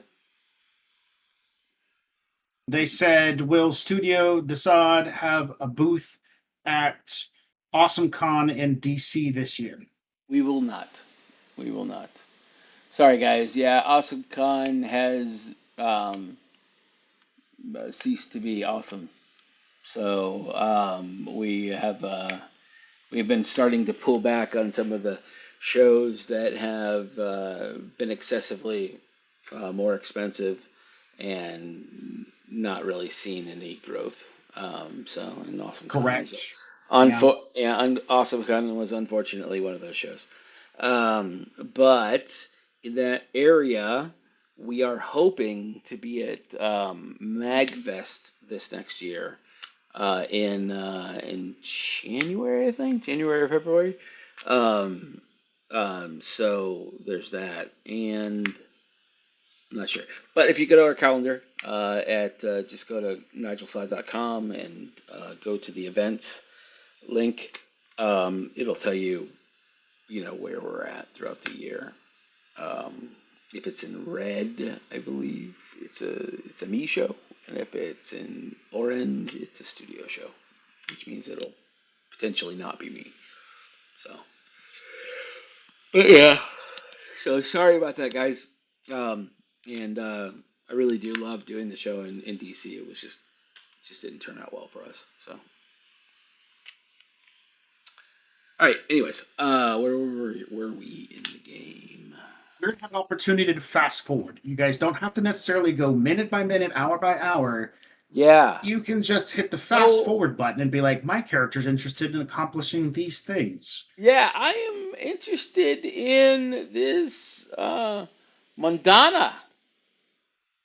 So first, Thank you for saving my friend. That was very kind of you. I cannot hear you. What's that? I can't hear you. I've got you maxed. I can't hear you. Really? He's sitting too far from his Oh, microphone. sorry. Is How that about how about now? now I can hear you? Now his microphone's trying to run from him. Right. I'm just saying. I'm just saying. All right. So no, I said. Ah. So you saved my friend, Oolong. and I appreciate that. So tell me what's this all about? Like, I mean, you know, we were we were there. Things were south.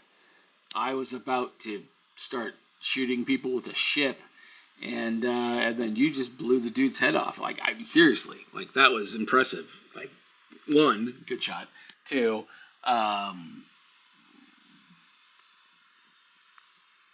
where are you from? Why are you here? Well, that's sort of an interesting question. Um, yeah, for the moment, I think I'm just gonna say that the circles I run in, I ended up getting hired to come and do a job.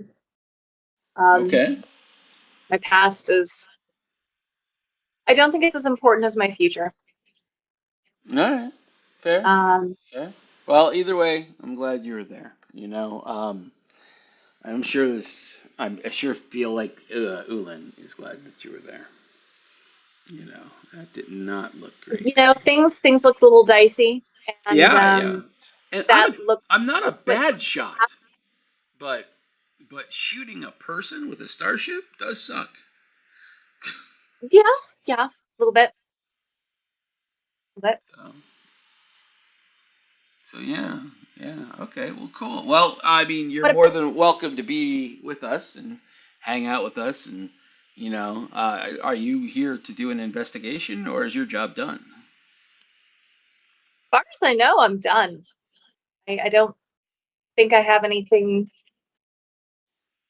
Oh, You were hired to make sure once the cargo arrived here, it remained safe, Ulan remained safe, and then the cargo arrived at Rel Tonath, wherever she happens to be. Your job now is to make sure the cargo's fine, getting from where it's at now to Rel Tonath. Once that's done, as long as the cargo doesn't get damaged, hurt, or destroyed along the way, your job will have become successful. okay. All All right right. then, and that backtrack 2 seconds there because yeah, I actually have to finish up what I'm here for. I'm not quite done. Okay. Mission partially accomplished. I got to make sure the cargo makes it to Reltanoff, Oh, make sure it's all safe. So well, that's nice. yeah, so Okay. I actually need to. We want that to happen as well. Apparently, Ulan's getting paid a bunch of money for this. So Great. Well, then in that case, it sounds like maybe you can tag along with me. that sounds great. I am right there with you. You know, as long as this guy goes down, I don't really care at this point in time. So, anyways, I mean, I'm just saying it was, thanks.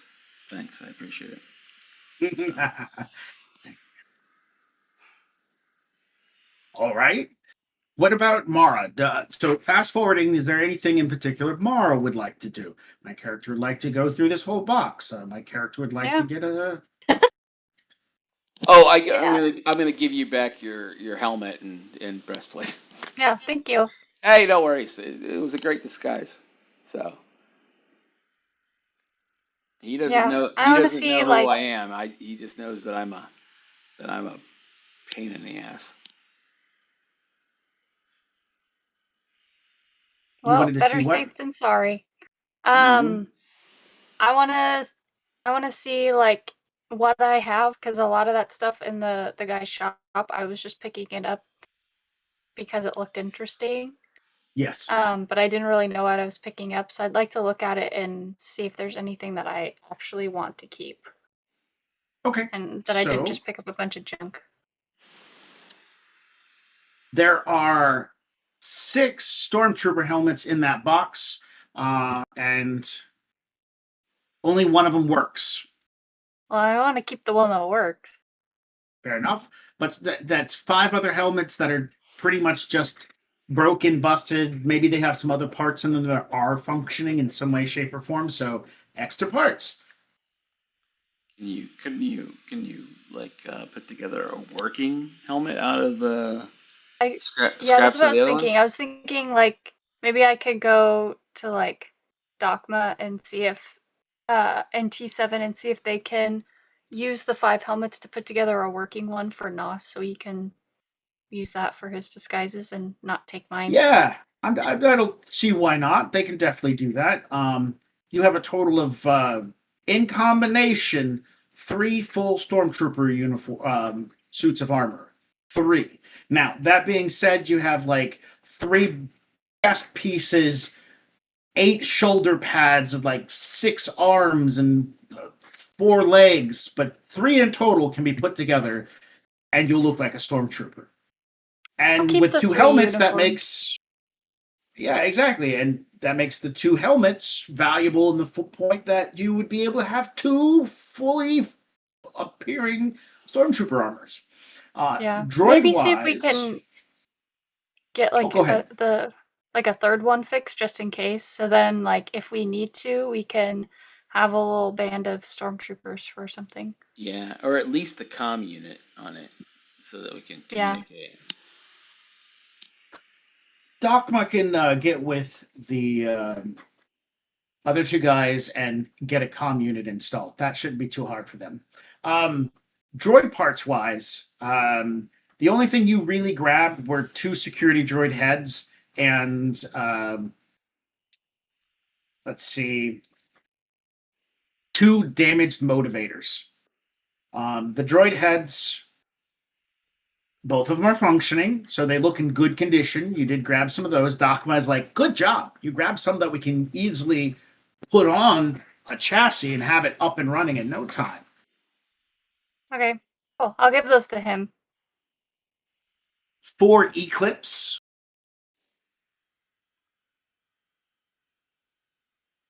5 weapon belts, stormtrooper weapon belts. That's part of the uniform, but you know, they're belts. They're nice. They're black. They're like a canvasy material. Do you mind if I take that chest piece off you then, so that I can recreate this armor if I need to? And of course, you know, that metal breastplate. I kind of want that. Unless you can find me something more suited to me. I was gonna say, don't you have that like super fancy armor? Yeah, but does it do much? Yeah, it does a lot. It does a Oh, it lot. So you does? just want, Okay. yeah. It's So it's just basically, a you Then can. yeah. If it's not better than what I have. It's not, but you could cosplay as a lesser skilled mercenary. Like, it's cosplay material. Come on. Anyhow, It is true. It is um, true. 2 damaged stun batons. Both of them are retractable stun batons. Both of them are damaged. They need to get their retractable bits fixed up, but stun batons. And yeah, that's pretty much it. Other than the back to tank equipment that you took out of the refrigerator, that's the entirety of contents of that which you picked up. The active tank equipment is probably worth quite a bit, though. Yeah. Yeah, that's actually, yeah. Is it enough that we can like start building our own, or not enough? It's part of a recirculator. Imagine it's like a pump.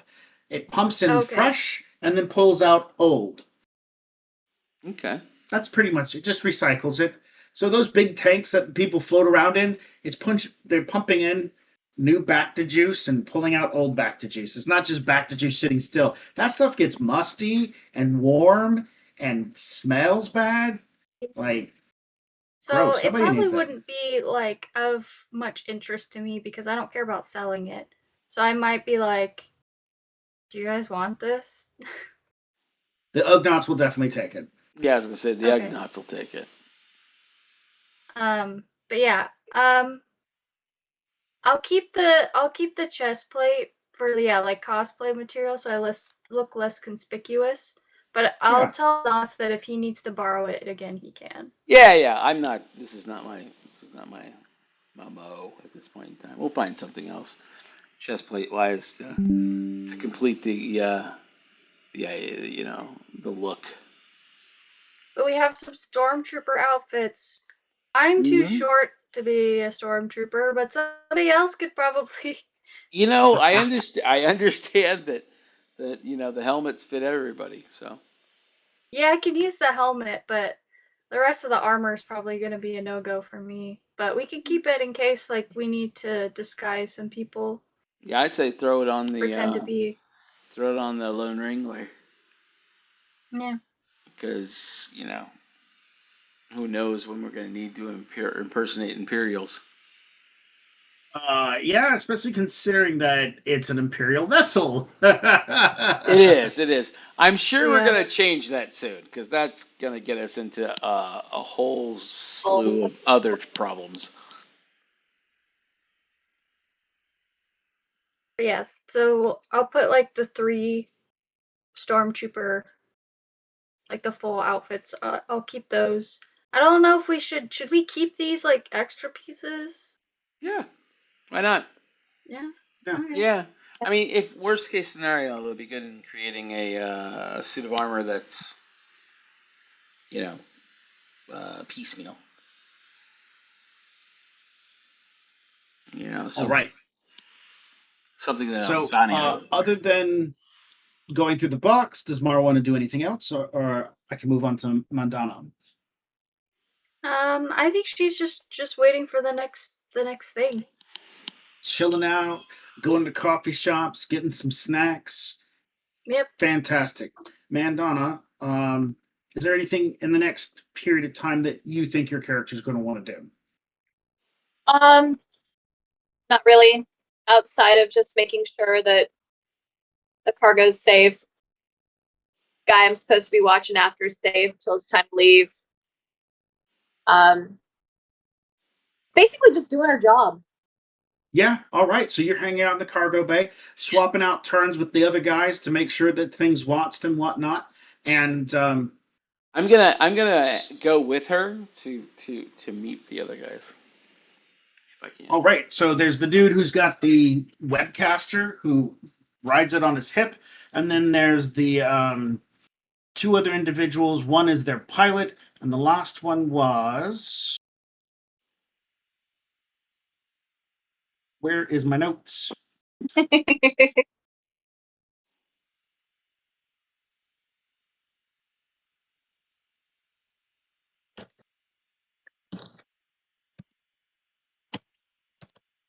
I've lost my notes. I have Mandana information here. 3 other crew members, along with pilot, e-webcaster, and I don't have anything on the 4th guy. And I know he was there. I don't know. Is he a sniper? No.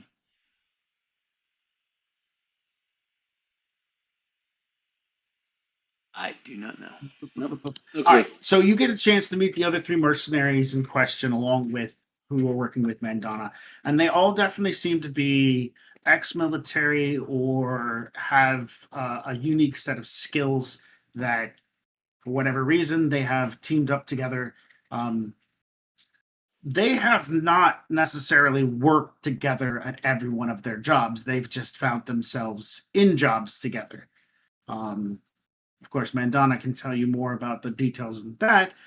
The pilot is the one that has worked with all of them at least once or twice, but all of them have all worked with Rel Thomas in some way, shape, or form, as she has been a provider of jobs recently. She's got Okay. money. Yeah. I'm gonna slowly sort of poke them for information on Raltanov. You know? And Mandana, you can make up anything you want. I'll make it canon. Yeah. Yeah, no, I'm just gonna be their friend, we'll hang out. I'll take whoever's off duty drinking. There you go. Um, yeah, I would say that since she's worked with the pilot before, he's probably going to have the best feel for what she's done and who she is and where she's come from, basically. Um, Even then, he still doesn't know a whole lot. He knows that she has medical training, quite a bit of it. He knows that at one point she was part of the Empire, and that is not where she chooses to be at this point in life. She kind of took a look at what they were doing and went, "Ooh, ooh, oh no, no, no, no." So yeah, I'd say that's pretty much about what he knows. He does know she was trained as a sniper when she was in the Imperial forces. So she's got the medical training. She's got some of that pew pew background. Um, she's reliable. She's dependable. Does what she's supposed to do. So yeah, Cool. that's about what he knows. All right. All right. Yeah, but I am gonna very much be incorporating about the client. So, what do you want to share about Rel Tunoth with Nos? Um, I mean, honestly, it doesn't really sound like there's a whole lot known outside of the fact that, you know what, she has money, she pays, she she's hired me for a couple different jobs. I honestly don't ask too many questions because the money's good. Doesn't seem to be illegal. It's nothing that, I mean, anything can get you in trouble, really, if you look hard enough. So Yep. I won't say it's not going to get us in trouble or get me in trouble or get anybody else in trouble, but it, as near as I can tell, she's not working with the Empire, and so that makes it good. Good. Yes, Good. that is definitely true. In fact, she works to get around the Empire as much as she possibly can. So, like, there'll be moments she'll be like, "I need you to do this thing, but I need you to make sure the Empire doesn't see you do it." So that has definitely come up. Okay. Yep. Yeah. Well, I know the Empire's been sniffing around this place an awful lot, so this Well, is. anything they can sink their fingers into, they absolutely will. Well, I don't think they like that. There seems to be a lot more support for the rebellion here. Well, or I don't You know. know, and I guess they're not the rebellion yet. For the insurgents that are popping up all over the place, you Mm-hmm. know. And I know that we've provided more than a couple ships, you know, and smuggled a bunch of stuff, food and whatnot, to some causes. I mean, they pay well, you know, but the Empire doesn't like that, and they seem to really like the syndicates, and we don't. So they they like things that they feel that they can control. They like the things that will give them what they want. I know it just seems weird, though, the idea And if of the like, syndicates work with them and give them what they want, then yeah, absolutely, they're going to like them. yeah, yeah, it's just funny to me because I mean the syndicates represents an amount of chaos, you know, in this life, and the Empire thinks they can control them, and if they can, you know, what kind of control are we talking about, you know? Yeah. Yeah, it's What is their baseline, you know? It's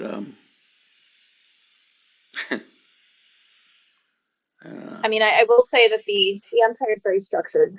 It has a very definite order, and for the insurgents, if they think they're going to make a stand and if they think they're actually going to do anything, they're going to need to pull it together. Because again, the Empire is organized. Yeah. And they are. I just hope they're too There's very no mercy sort of a mindset. Yeah. Well, I've learned that.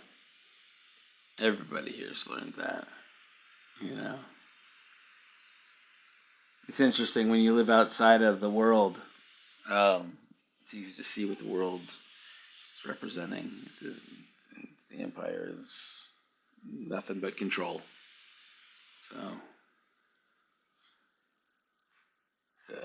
Asylum is like the free city of Asylum. You know, I love this place. We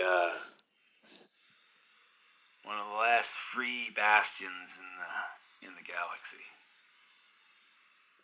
So, And if it intends to remain free, yeah, people are going to need to pull together. yeah. I think they're trying to. I think they're trying to. I don't know. I think that keeping this place safe is a good step in that direction. Oh, absolutely. Again, anything the Empire can't get hold of and can't control is one step closer to freeing everybody from them. Yeah, I'm just afraid that they're already looking at us. Just got a bad feeling about it.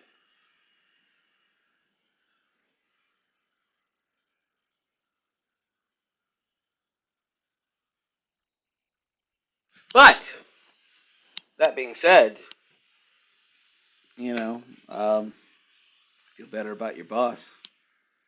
So there's that.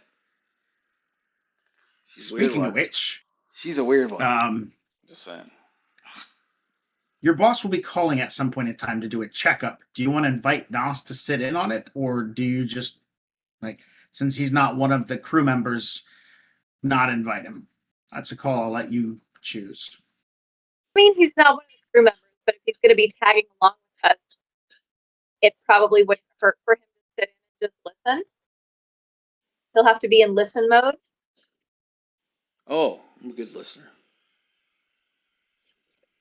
I mean, as long as the other guys don't mind. Yeah, they don't. I mean, they understand the situation. They know that the cargo, which is over there, is what they were hired to protect. And this guy over here has something to do with the cargo, so it's what it is. Okay. If they have to end up flying the cargo somewhere, they'll fly it somewhere. But if somebody else is responsible, no, they're not picking a new job up. No, there's no extra pay in that. Hey, So the call comes through on one of those small transponders that also has a holoprojector on it. And the moon appears in her elegance. In an interesting fashion, she is wearing some sort of a dress that has wings to it. Best description would be like fairy wings. Two long protrusions coming out of their back that have create like a looped cape that hangs down her back while she's still decorated in a variety of different pieces of jewelry. She appears before you guys and she has a veil over her face, which she pulls back and she greets you all and asks for an update.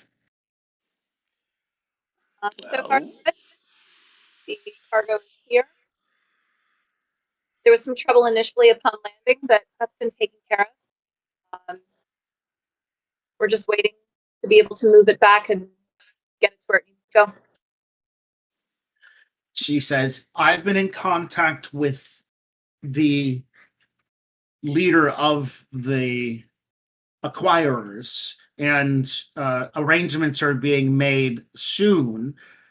My accountant has arrived, so once Ulan is his name, makes the decision to leave, then they will transport the containers to me at my destination, or he will decide that I am to meet him there to make it happen. We are still negotiating for the finer detail of that. But I am nearby, and I await for that resolution. But we will wait to hear from you. And as soon as we have the go ahead to move out, we'll be on the way. You have had no issues with any of the people that I mentioned beforehand? No Imperial influences, no extra tracking devices were found? Anything like that? And of course, the pilot pops up and says, I did a scan of everything. All the tracking devices have been turned off. They've got a good crew here that went through and deactivated everything. She gives a nod to that. Good. And then continue, and we will see each other soon enough. If more than a day passes, I would like you to put pressure on Ulan to make a choice. But I don't think it's going to be too much of a problem. If I might, a choice in. What do you mean? Meeting locations. Ah, okay. I'm sure we can get him to make a choice in that. If he doesn't know, I got some great places to meet. My ship is not too far away. I would be more than happy to meet up. I can send the coordinates. Mm-hmm. Mm-hmm. Fair enough. Fair enough. I'll let him know. All right. So we're going to cycle out of that. That shows basically Reltoneth's relationship with her subordinates and stuff like that. And Ulan, and the conversations I've had with Steve, we basically get to the idea that he kind of wants to drop all the crates off on her and get the hell out. He's like, here you go, goodbye. Give me my money. He wants to make it as fast as possible. Mm-hmm. So Ulan will come out and say, hey, let's meet at your place. Okay. So Ulan's going to tell you that he wants you to, he'll pilot the Lone Wrangler. I can do that. And you take what you changed the name of it. It's no longer the last word. The Minoc. The Minoc. You take the Minoc. I'll drive the Lone Wrangler. I'll fly the Lone Wrangler. We'll go to her coordinates, get her accountant to do whatever the heck they're gonna do, get paid, and get the heck out. Absolutely. Then we're done. I can pay off some of Foster's debts, and I can head back to the Corazon and just be done with this. I've fixed the problem.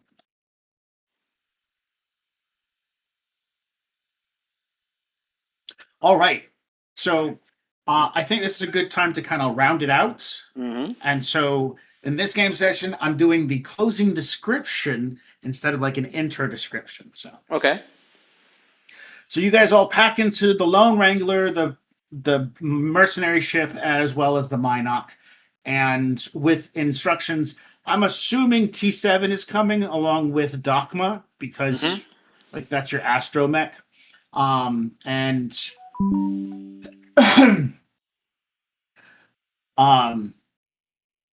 in the cockpit of the YV666, the transponder on the console is blinking a steady, rhythmic blue, the signal of a dutiful Imperial supply ship.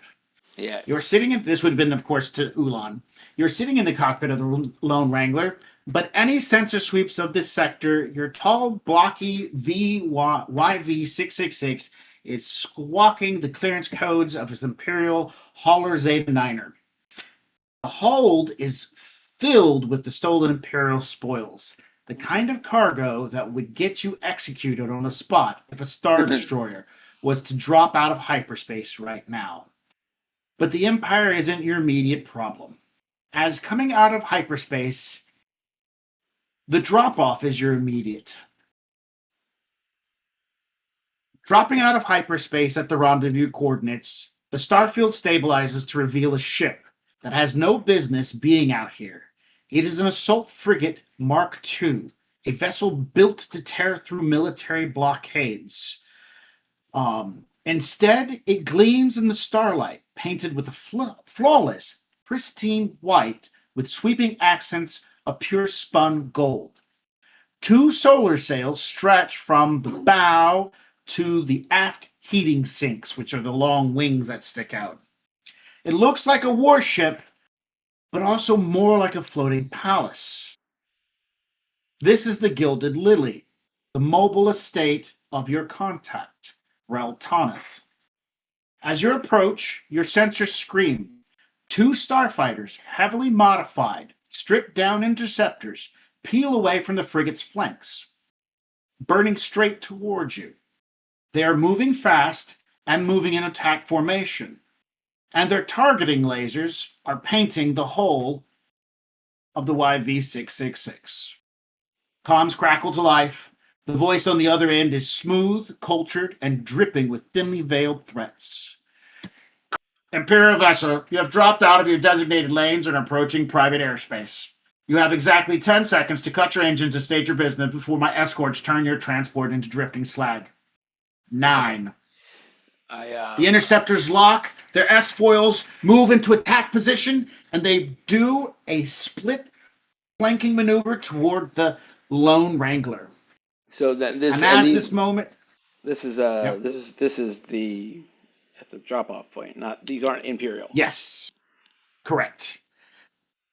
And Okay. so as this moment they come, we're going to cut scene. So if you can imagine, if you put in the mind's eye, as you're coming out, you're an Imperial vessel. Even though it's got 2 other vessels escorting it, that's not the normal reaction. The normal reaction is, oh shit, the Empire, you know? Yeah. And so these 2 fighter crafts immediately respond.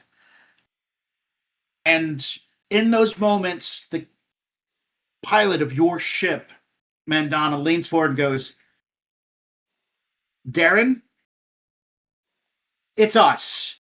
Stand down. Darren is the chief sergeant of the Gilded Lily. Mm. And your pilots say, it's us. Stand down. We've got the cargo. And so the 2 crafts cross in front of the Lone Ranger, the Lone Wrangler, and scene. I love the name, the Lone Wrangler. It's going to definitely be Ulan's ship, probably through the rest of the game. Lone Wrangler. It's fitting that it's called the Lone Wrangler. Like, Mhm. the Lone Ranger was like, oh yeah, that's kind of cool. I like it. But it segued. So, like, the choices made to make that name happen was really good. Yep. Yep. It's like, well, how do you deal with syndicates? So. All right. So I think this is a good stopping point as Yep. we get to the drop-off point. And we will schedule another game time in our chat. And Okay. I will be poking Fred and Alec and seeing what's going on with them to kind of Yeah. keep them motivated and ready to Yeah. go. Because, like, We need other GMs yep. to do their I thing. feel that, like, we're at a point now where enough So- has happened to warrant some skill increases. And so I kind of want to talk with them and see how they want to Yeah. approach it, if they have an opinion on it. Yeah. I mean, and quite honestly, we can just play with it here and there. It's not terribly important. We're thematically playing with the characters. Like not a lot of Yes. time. Not a lot of time is like passed. So I feel, and this is just me, that the skills that are the weakest that get used, any, should see some small chances of increase. But if those Yeah. skills get used a lot, they should definitely see an increase. Where, like, the skills that are so ingrained and empowered, like Mandana's medicine, using it one time shouldn't see any growth until she's Right. used it a couple of times, and especially delved into things that aren't what seems to be in her wheelhouse. yeah, I've tried to use negotiation a few times. You have, and that's where this is coming from. This is like Yeah. Nos has definitely started to trying to make those social leaps happen. And then, So I will poke them, and hopefully they will get a good response. But I look forward to next game session and to kind of tantalize everybody. This is a pleasure yacht. This used to be a military frigate that she purchased. It's like a $12 million credit frigate that she purchased and turned into a floating casino. Nice. okay. Nice. Okay. So the portion of the because we've done session 1, the 2 times we played has technically all been session 1. That's where session 1 was supposed to end. Session 2 leads into the gambling house and what goes on in the gambling house and the selling of all this stuff. Now, of course, she's going to try to tempt you guys to spend your hard-earned money in her gambling house.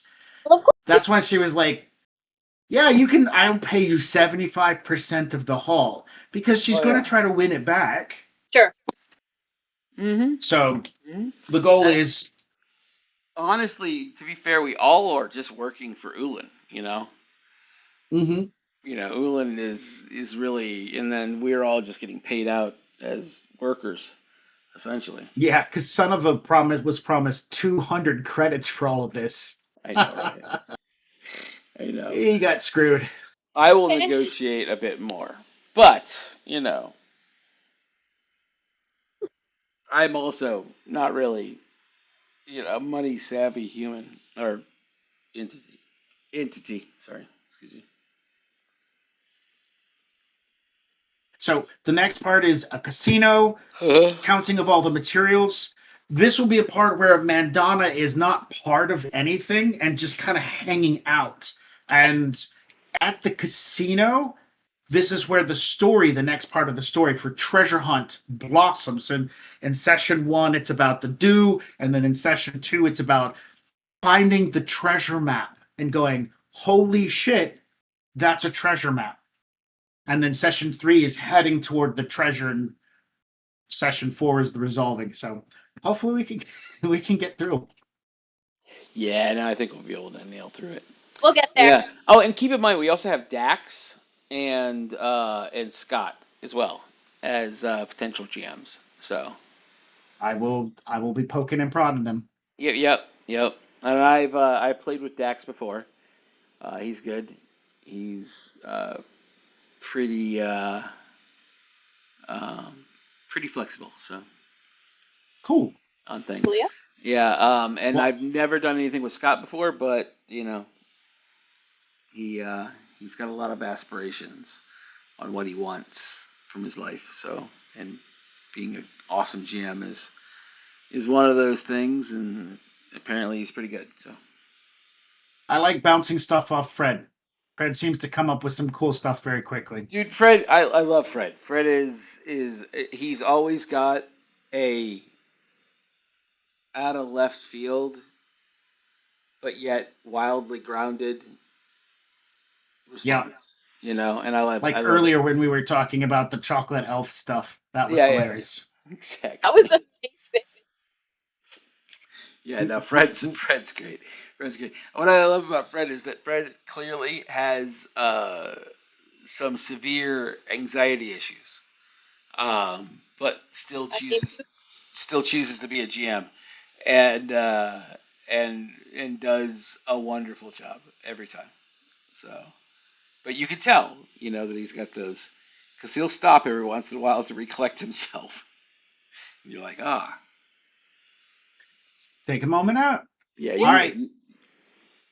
Yep. All right, guys. So I don't know if we're going to be able to do anything the rest of this week, but I'll definitely be seeing you next week. Yeah, next week I will be in Florida, but the following week we may actually do something. So, Okay. next week I get in on Monday. I'm busy on Tuesday, Wednesday set up, Thursday, Friday, Saturday, Sunday is the show, and then Monday. It might be Monday, it might be Tuesday. I'm not sure. You know, when we get together, I'm gonna see what Steve's because Steve's in town too. You know. Yeah. So it would be great if we could do a thing where it's, you know, the three of us at a location. Yeah, and once I have an idea, I'm just gonna tell my boss, "Hey, I'm gonna go," and he'll be like, Yeah. "Don't quit," and I'll be like, "No, I'm going for the day. God damn it, calm down." Right. I told him So yesterday, I was like, "Hey, I'm taking a half day." He's like, "Everything okay?" I was like, "I need to get 4 new tires." He's like, yeah, "Okay, but you're coming back on Thursday." I'm like, "Yeah, yeah. yeah, I'll be back on Thursday. It's okay, man." That is the plan. What was that? That is the plan. I mean, I get it. Like I'm not the only person working there. Everybody's really busy, but it's like, Oh calm yeah. down. No, I get you. Sweet. All right, man. Cool. Peace And out. yeah, yeah. Everybody, take a look at your characters and look at your careers, okay? And then take a look at could hour sort of thing, or a couple days, or like a couple days to a couple weeks of like practice and stuff like that. But we want like from 2 to 3 to take a while, you know. Um, and then 3 to 4 to take even longer, and 5 is considered like grandmaster of a thing. So Yeah. that's for skills, but in your careers, look at your specializations. If you just click on your specialization when you're on your character sheet, it will pull up a well, if everybody does it, it will pull up um, a list essentially of things, and it's kind of like a flow chart. And you have to buy them in the order that are connected by like the green connectors, um, and just sort of play through sort of that sort of a thing, and suggest directions that you would like for the character to be going in, and we'll start making some alterations to the character then, based on what the GM thinks is appropriate given what they've done. Does that sound good? So I run a D&D game, and like when you're looking at like the forward movement of your character, you don't have, and this is a two-part. When you're looking at the forward movement of your character, definitely look toward the bottom of the list and come back up. Don't look, maybe looking at the next one would be good, but look at what's at the bottom and go like, I want to reach that point. Like Master Grenader. Oh man, Yeah, I really want to be really good with throwing grenades. So you kind of yeah, look at the bottom list to come back up. I say that because in a D&D game I run, um, one of the players is trying to segue into a class that allows her to be a mage while wearing armor. So for right now, she's wearing full plate mail and having penalties to do athletic stuff. It's fantastically funny when she gets knocked over. She's not getting hurt, but she's not getting up either. So, you kind of have to look at the forward part and say, how can I describe those actions that make it help feel like my character's going in that direction? Like, I don't know, I'll use an example. Under the Saboteur, there's one called Toughen, which allows you to gain 2 to your wound threshold. Hey, my character's had the crap beat out of him, and I got shot by a dude with a shotgun, so, yeah. maybe I should get toughness. Hmm. Right. Yeah. Which is unfortunate because in my current thing, I don't have a lot of access to toughness. No, not until the very bottom, but you'd be working at it, so you're talking like lots of game sessions to get those 2 extra hit points. Yeah, yeah, yeah, exactly. And so he's gonna go through the pilot thing because really right now it's all about him becoming an amazing pilot, you know, and and so and then once he gets to that dedication, oh, the way that it works is that you can then once you hit dedication on your current specialization, then you have access to picking up a second specialization. Is Oh, usually cool. usually like a house rule that is pretty common. And I think it's a good idea. You know what I mean? Mara breaks that because she's already got 2. Yeah, yeah, sure, sure, Whoops. sure. Yeah, it's okay. When you've started off, like we're saying, when your characters are starting off, there's certain leeways that we give them. But yeah, like Nos only has the one. So, and and Ulan like has 2.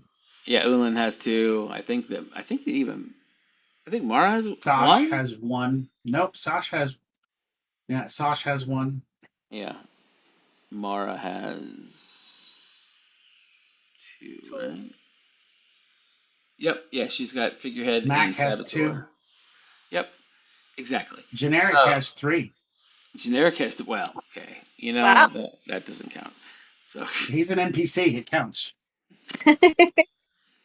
but yeah, I was gonna say, and that's where I'm at, So like, I was trying to give everybody kind of a lot of, like, I know exactly where this character's going, you know. Other people, you know, I want them to have more choices. If that makes sense. To kind Cool of play, beans. through things. Um, and the next step for this character is, probably much more force related. So there's that. Very cool. All right, my friends. Thank you so much for everything, and we'll see you. Um, well, hopefully in a week or so. Okay. Yep. All Good right, night, guys. everybody. Good Good night. night. Thank you, Matt. Yeah. Thanks, Bye guys. bye. Bye bye. Welcome.